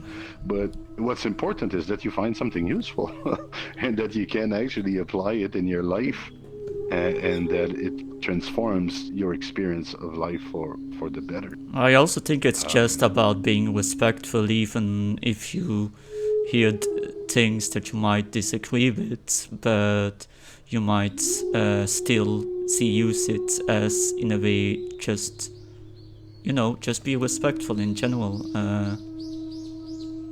You know, you don't. I will never really believe in Islam, but I'm not going to walk into a mosque and start, you know. That would be quite a rude thing to do in general. There's a place for everything, in a way, you could say. I also think he was just like, from his voice and the feeling I got from him, he's basically was afraid of his worldview. And not only that, he was quite condescending.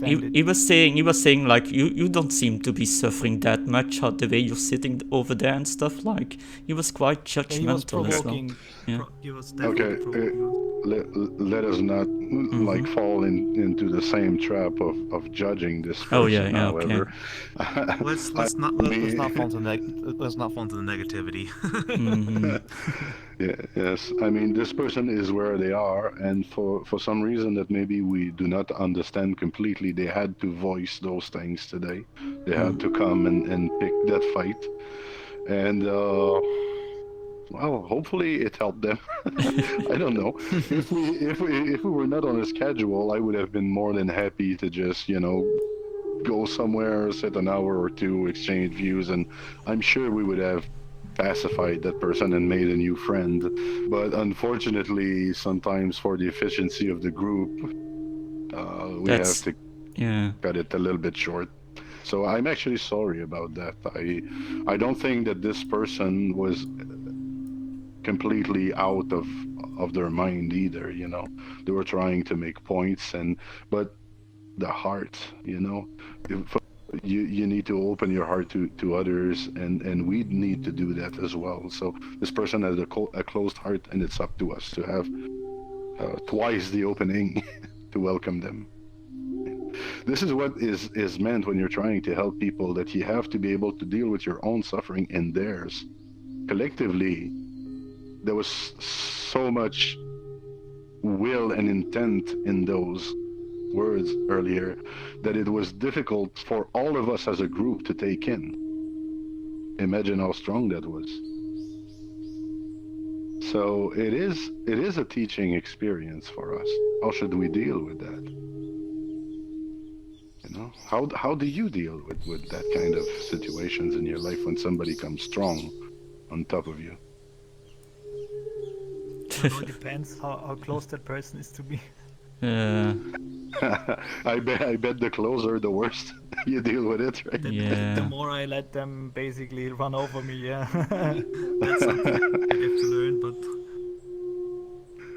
Yes. Depends on which wisdom you have. Well, what's great in there is that everything is a teacher, you know? He learned today that he could get kicked out of a VRC world. Well, it was his karma, you know. I don't know if that was too soon to make that joke.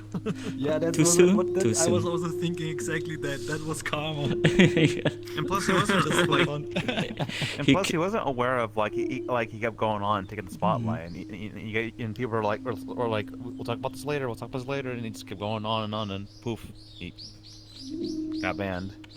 He went to another realm of existence. Sorry, I'll stop now. That's a good one, though. Thank you. All right. So, is there anything else that you would like to discuss about reincarnation, death, or nirvana? I would like to say something. Like when I started like meditating here again, when Neo Jax or Fraser just invited me, I was just really happy to be with people again that are interested in spirituality and stuff, and it really helped me to establish a regular practice again, actually, and I'm really grateful and thankful for this and for your time that you take into this. And I just want to say thank you. Wow, awesome, Jalgo. I'm very happy to hear that. I've been hugely I remember improving. the first few times just to say, I remember the first time you came, you were telling us that you had been disconnecting from your practice a little bit, and that it was your goal, actually. So, congrats. It does. I think it even helps me. It's a motivation to come and meet with all of you guys, and I need to be very serious about my own studies because you guys have questions, and they're not always easy. So hopefully we all benefit a bit from that. And you were saying, Casper, that you see some improvement as well. I've been hugely improving with my anxiety in general. I've actually been no longer going to store and just purchase my products and immediately go home as quick as possible, but sometimes I just linger around because I'm like, hey, if I don't have to rush, I might be able to get some stuff that I otherwise might miss because I'm always thinking about going away as soon as possible. And yeah, I've been driving more with the cars, I've been going out more and more, and I've even been able to, one of the residents I live with, he got a surgery with his back, so he had difficulties getting supplies because it's kind of difficult carrying stuff when you are having a surgery on your back. And I was like, let me do it then. So I began running for some supplies then, and at first I was like, oh God, why am I doing this? This is going according everything that my anxiety is telling me to do. But it's been really an eye-opener. I'm beginning to be able to do more and more, and as I'm doing more and more, it's only helping me more to do even more. It's like a snowball effect, but in a good direction it is. Well, that's huge. Keep it up. You are doing all of that, and it means you can keep on. Yes. It will just improve more. Right? That's such a great story to hear. Thanks for sharing, Casper. Yeah, no problem. Still waiting for the avatar state, but I'll keep moving. All right. Maybe one more comment before we move on to meditation. I have a thought around reincarnation. Or maybe none. Can you hear me? Someone's talking. Can you hear hear want to say something? Can you hear me? Yes, other people hear me though, right? I can actually hear you. Neochex is talking. Yeah, me too. All right. Let me respond. Thank you. Yeah, let them respond so we can hear you. Oh yeah, VRChat is such buggy a strange sometimes. bug. Yeah. Yeah. I wish I could respawn in real life. That's always the problem in those games. It just gets buggy sometimes. Yeah.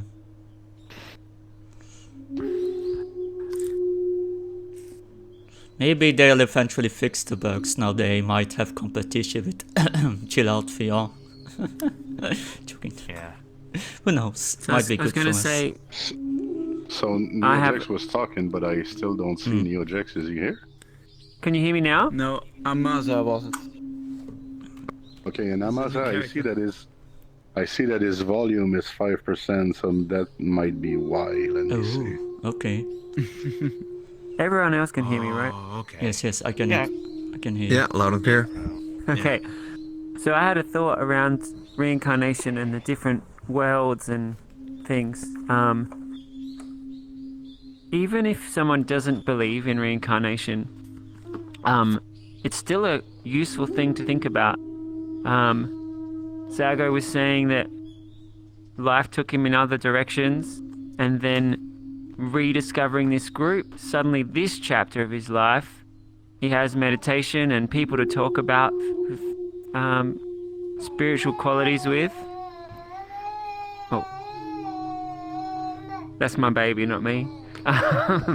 And I guess my thought is that whether you're thinking across lifetimes or even just looking at chapters of 6 months here or 6 months there, things change massively. And when you're in a good place, like here, really cherish it.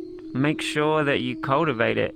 If you go away for a month or two and then get interested in some other thing, then maybe a year later you're just off on totally other things. So the good stuff in our life and things that are taking us in a good direction are super precious. So cherish them and keep moving more into those worlds. That's generally how I think about reincarnation, not on a long time span, but from a week to week or month to month thing. Like, what state of minds do I move into and what groups am I involved in? It's just my two thoughts. It can be a spot check also, like, what's my realm right now? How am I behaving? Am I being super greedy, trying to achieve all the time? Am I in a place where I'm suffering a lot and lingering in the past a lot? And then as you recognize your state, you kind of find a solution on how to move out of it as well, you know. So that's useful. And by the way, you know, although I'm giving these alternative interpretations, I'm not saying that reincarnation does not exist. Obviously, there is a lot of recycling and transformation going on in nature. We can see it all the time. It may not be, to me, as magical as it is for some people, but I do believe that everything is interconnected and that everything is a cycle and so on. So, but just let's work with the small iterations as well as the big ones. I guess Neojax was pointing out the medium ones. So I think there is like reincarnation moment per moment. And then you could also say, you know, in my youth, when I was, I don't know, 19 years old, you could say, I've been a thief. Maybe for some reason you had to steal for a living when you were 19 years old or 20 or 21. And now you are 42 and you're not a thief anymore. So you could say, in one of my past lifetime, I've been a thief and I stole for such and such reason and I did this and I did that. But the point is that you don't identify with being a thief anymore. You have been reborn as something else, as another type of person. Similarly, you could say in a past life I've been violent or I've been doing this or that. It kind of helps if you keep on thinking of yourself as a thief. And probably you will still be a thief when you're 88 years old. So to kind of be able to see, okay, these were other moments of my life, and they don't define what I am now, and I have control on what I can be now and tomorrow. And that's a very good transformative power as well. So there's a lot of symbology into this, you know. I don't think it's useful to take it literal. You can if you want, but there's so much to learn by taking it as a symbol that we can appreciate. That I would suggest that. Hey Neojax, since you're with us, would you like to lead meditation today? As long as people are okay, there might be baby noises. We will take it as a symbol of rebirth today. It will be part of the meditation, sound meditation. We will imagine that it's you, your new voice. All right, then. For me, it's time to go. Thank you very much. Thank you for coming again. Okay, bye. See you guys next time. Have a good day. Or night. Or evening. Sorry. Yeah, I'm going to bed. Okay, good night.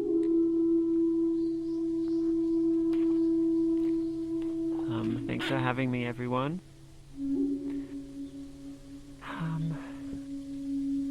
Let's begin by getting comfortable. Just check in with your body. Is your seated posture feels nice? How's your spine? Perhaps give your shoulders a little shake or a wiggle. Just sit up a little straighter, make yourself feel more meditative. Then you can close your eyes And I want you just to listen to the sound of the bell, especially as it fades away.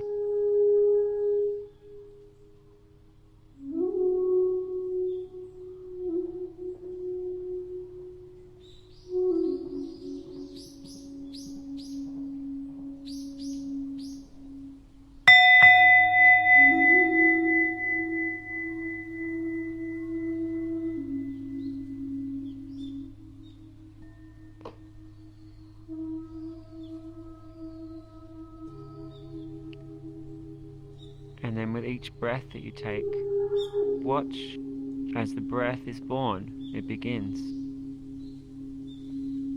Watch as it fades away.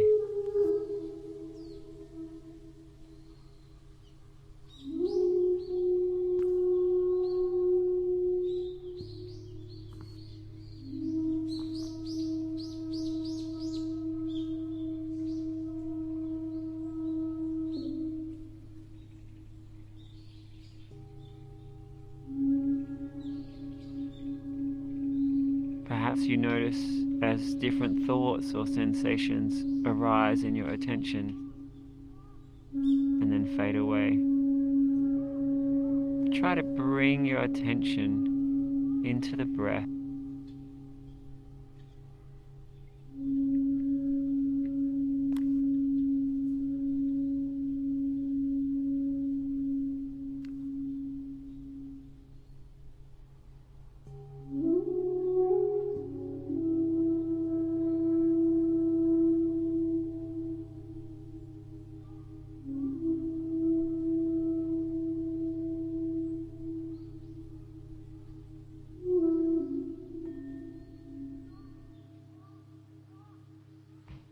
For the next few breaths, let the feeling of each breath be soothing and peaceful, like letting a lake become perfectly clear and still, letting the mind have a perfect vacation.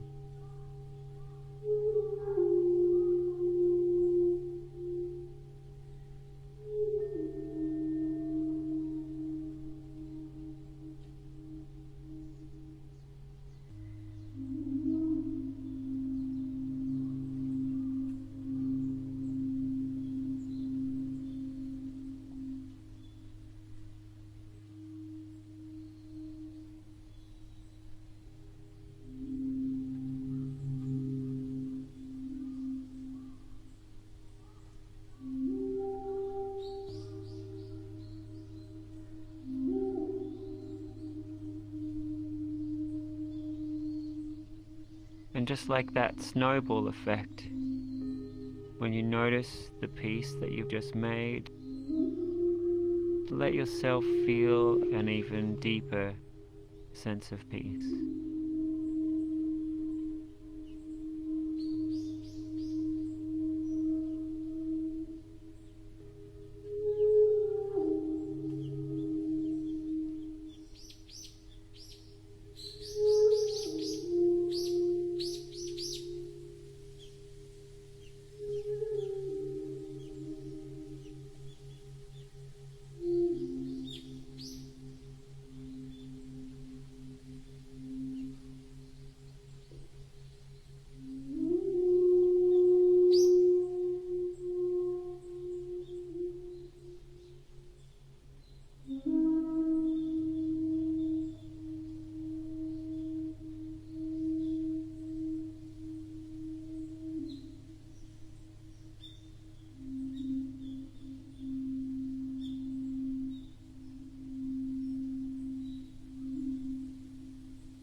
Each breath, each moment of awareness,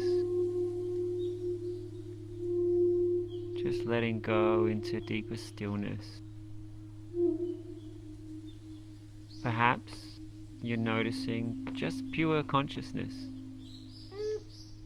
just breathing and being aware. Or perhaps you notice some activity of the mind. You're learning to let go of that and redirect back into the breath.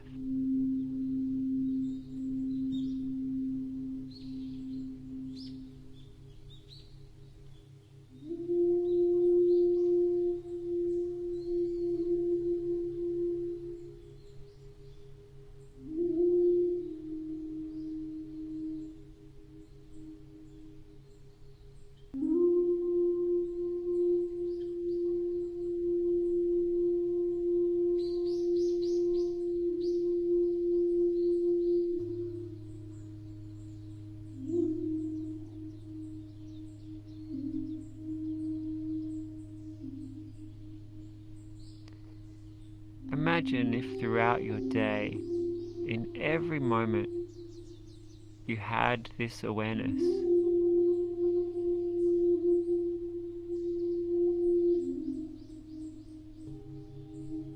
And every thought, feeling, attention that arises, you would notice it.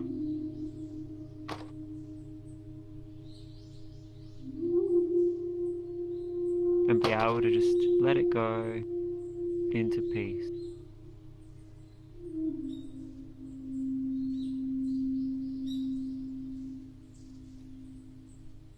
Every time we bring our attention back into stillness, let go of some activity of the mind, some thought about ourselves, you could think of that as processing that karma. Perhaps something you're attached to, or some emotional habit, or some belief about yourself. When you let it go, it's a space of new possibilities.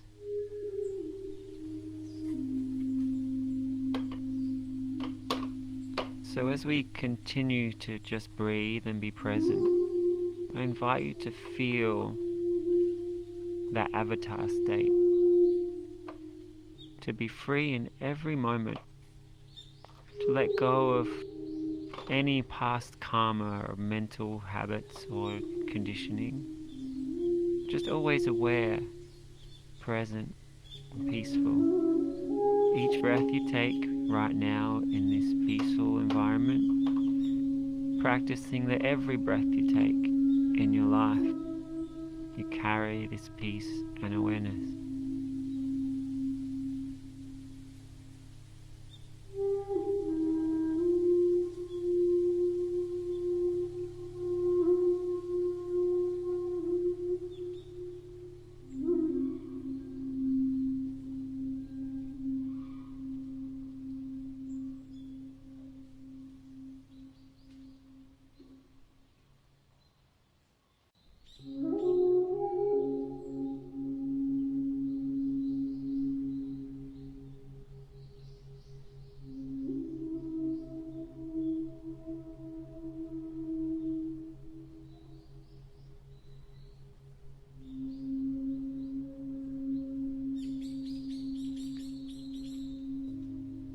Just continuing to bring your attention into the breath, and also noticing what your experience is like.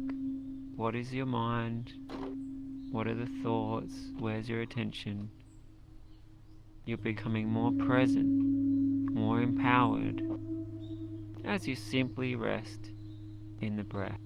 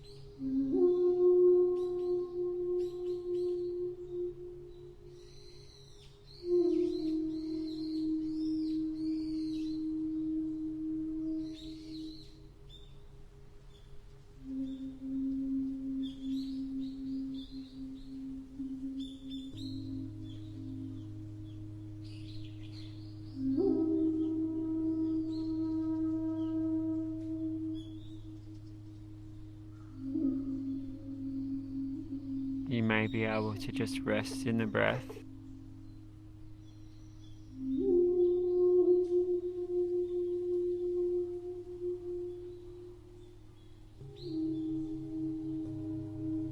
Or maybe you might like to take intentionally deeper breaths, or breaths that feel more soothing.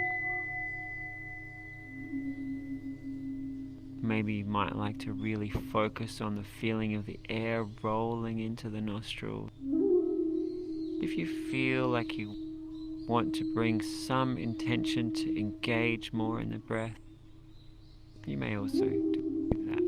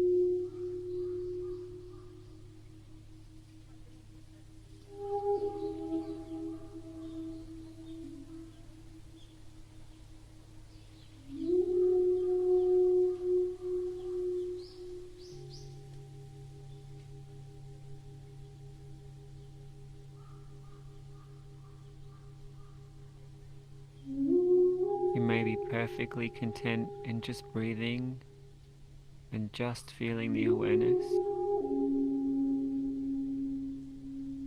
Or you might like to bring in a feeling with each breath.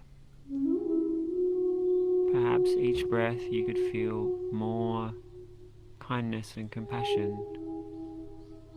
Or perhaps with each breath you could cultivate a deeper sense of peace and inner calm. Maybe on each breath you could cultivate a feeling of being more aware, more mindful, more enlightened.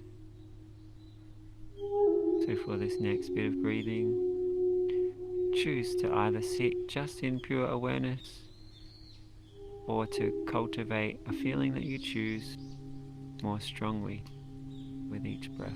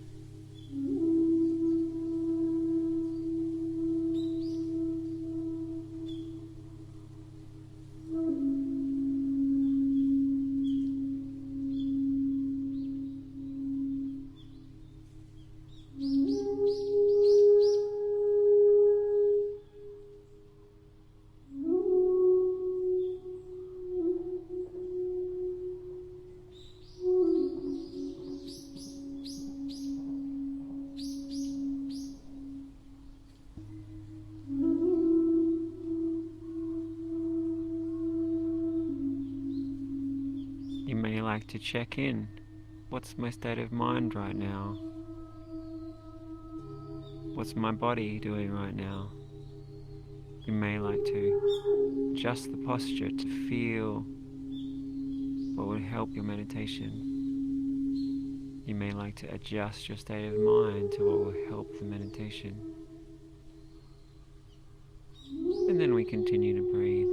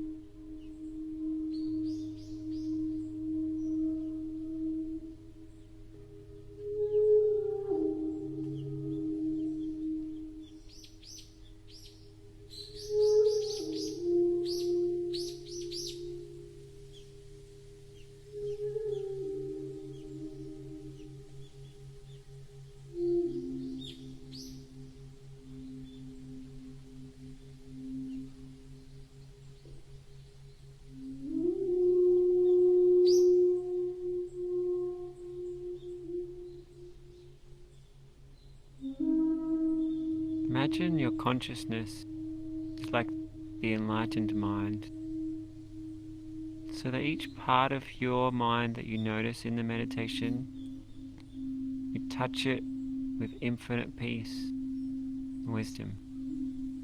As you sit and breathe and experience yourself, each part of yourself just fills with beauty, calm, tranquility and power.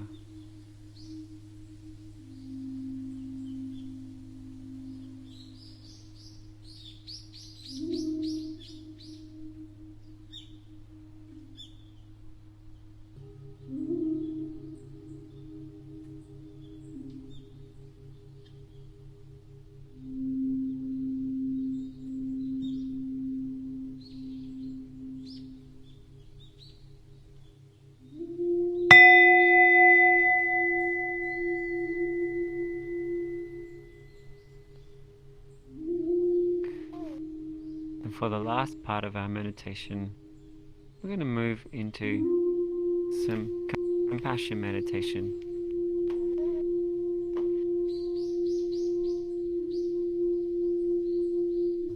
You can start by just feeling those here sitting with us.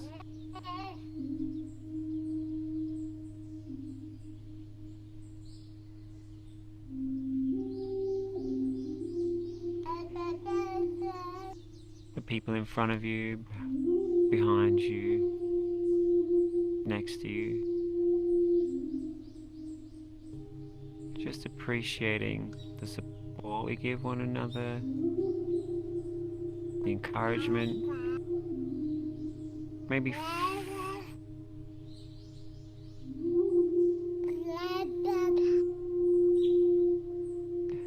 feeling how today's meditation could continue to impact them and help them in their life. And just appreciating that we've shared this beautiful time together.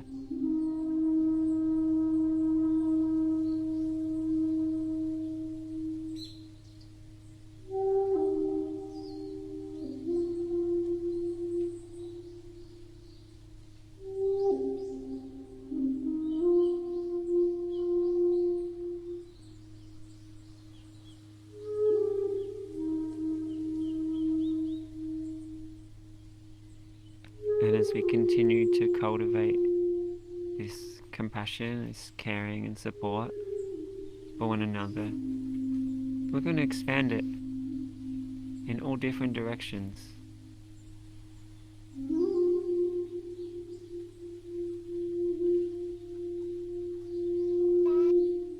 Imagine you next week. And as you see that you, send that you love, encouragement, or strength, or whatever it is you'd like to send to them, whatever you feel would help them most.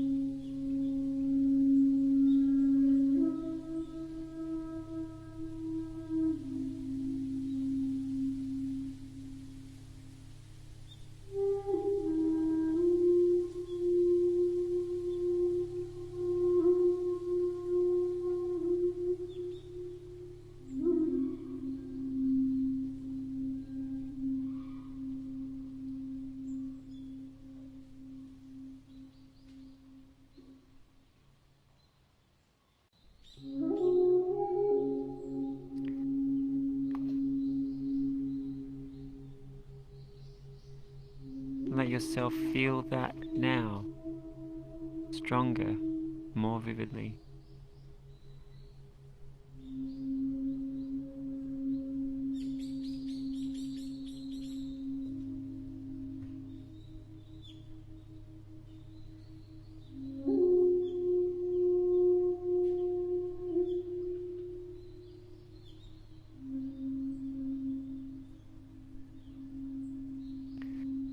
And then you can see the you for a month from now, a year from now, 2 years from now. Every you into the future. And as you're sending love, wisdom, cherish the preciousness of this moment. What you're cultivating right now, you're giving as a gift to every one of those future yous.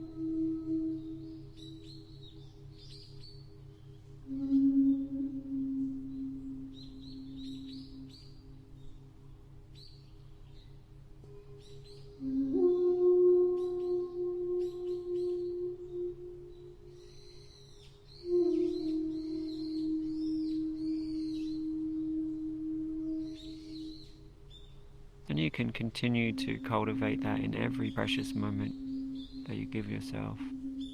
We're going to expand it into different directions now. Remember, when you have actually sent loving kindness to people, perhaps you've shared a smile and you've seen them smile, or a kind word, or you've helped them.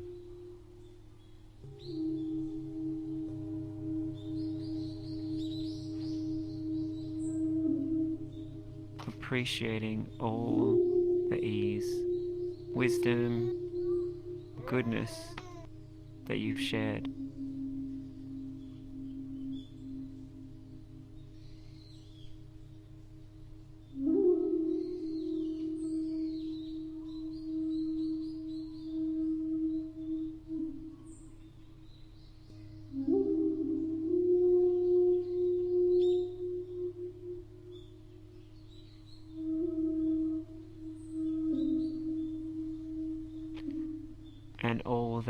continue to share into the future.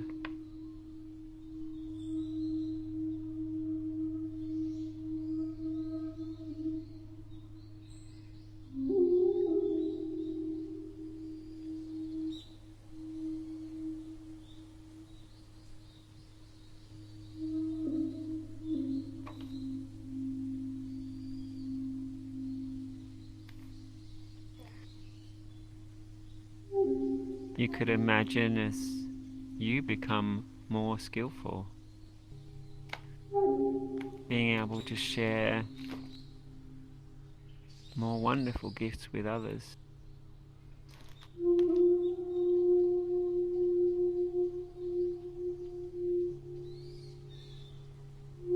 It could transform from a passing smile to deep wisdom that brings somebody peace.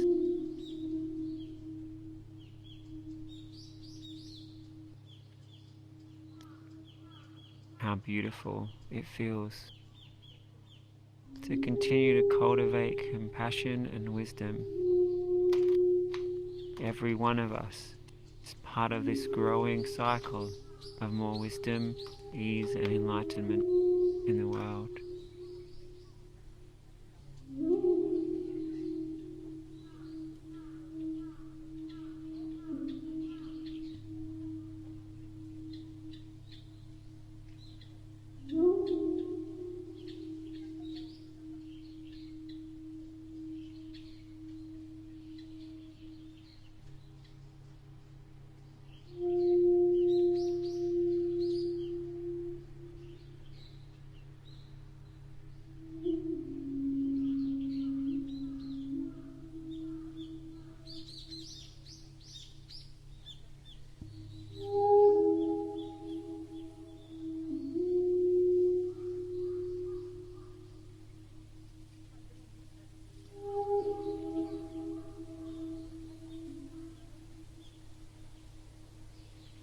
I invite everyone to bring their hands to their hearts.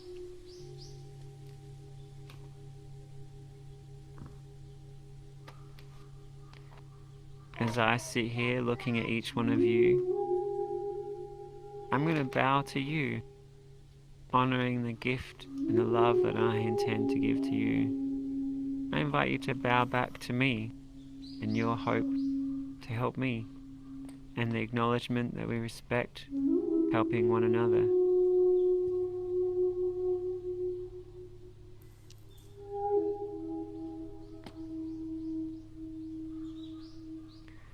Then I invite you to turn and look at those here and share bows with one another.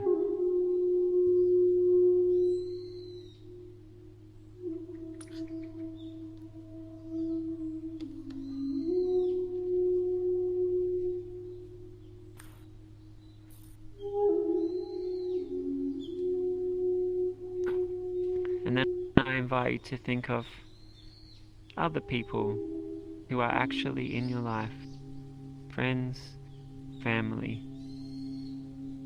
Bow to them.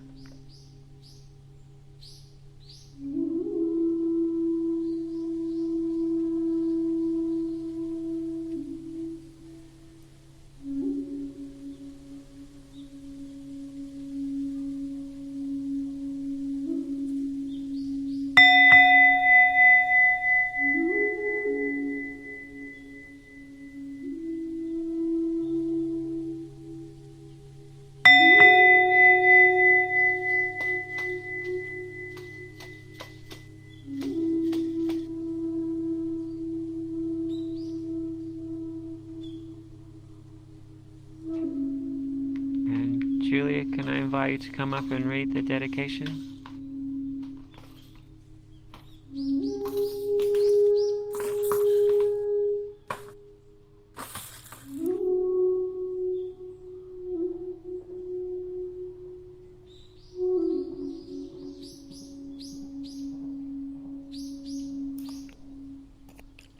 For the benefit of beings without exception, I dedicate without any reticence whatsoever all the merit accrued through virtuous acts to the incomparable expanse of totality.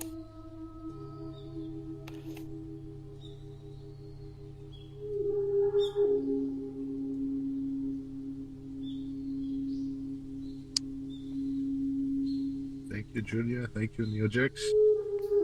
Thank you, everybody, for being here yesterday again. It was a long one, and happy paranirvana day. May you attain that soon. Well, no. May you have a long life and then attain that. Live long and prosperous. I go back to Falcon. Live long and prosperous. What's Falcon? Falcon, you know, Falcon, you know, the planet Falcon, Star Trek. Live long and prosper, you know. No one watches Star Trek? That's why I said it, but I don't really watch that much. Just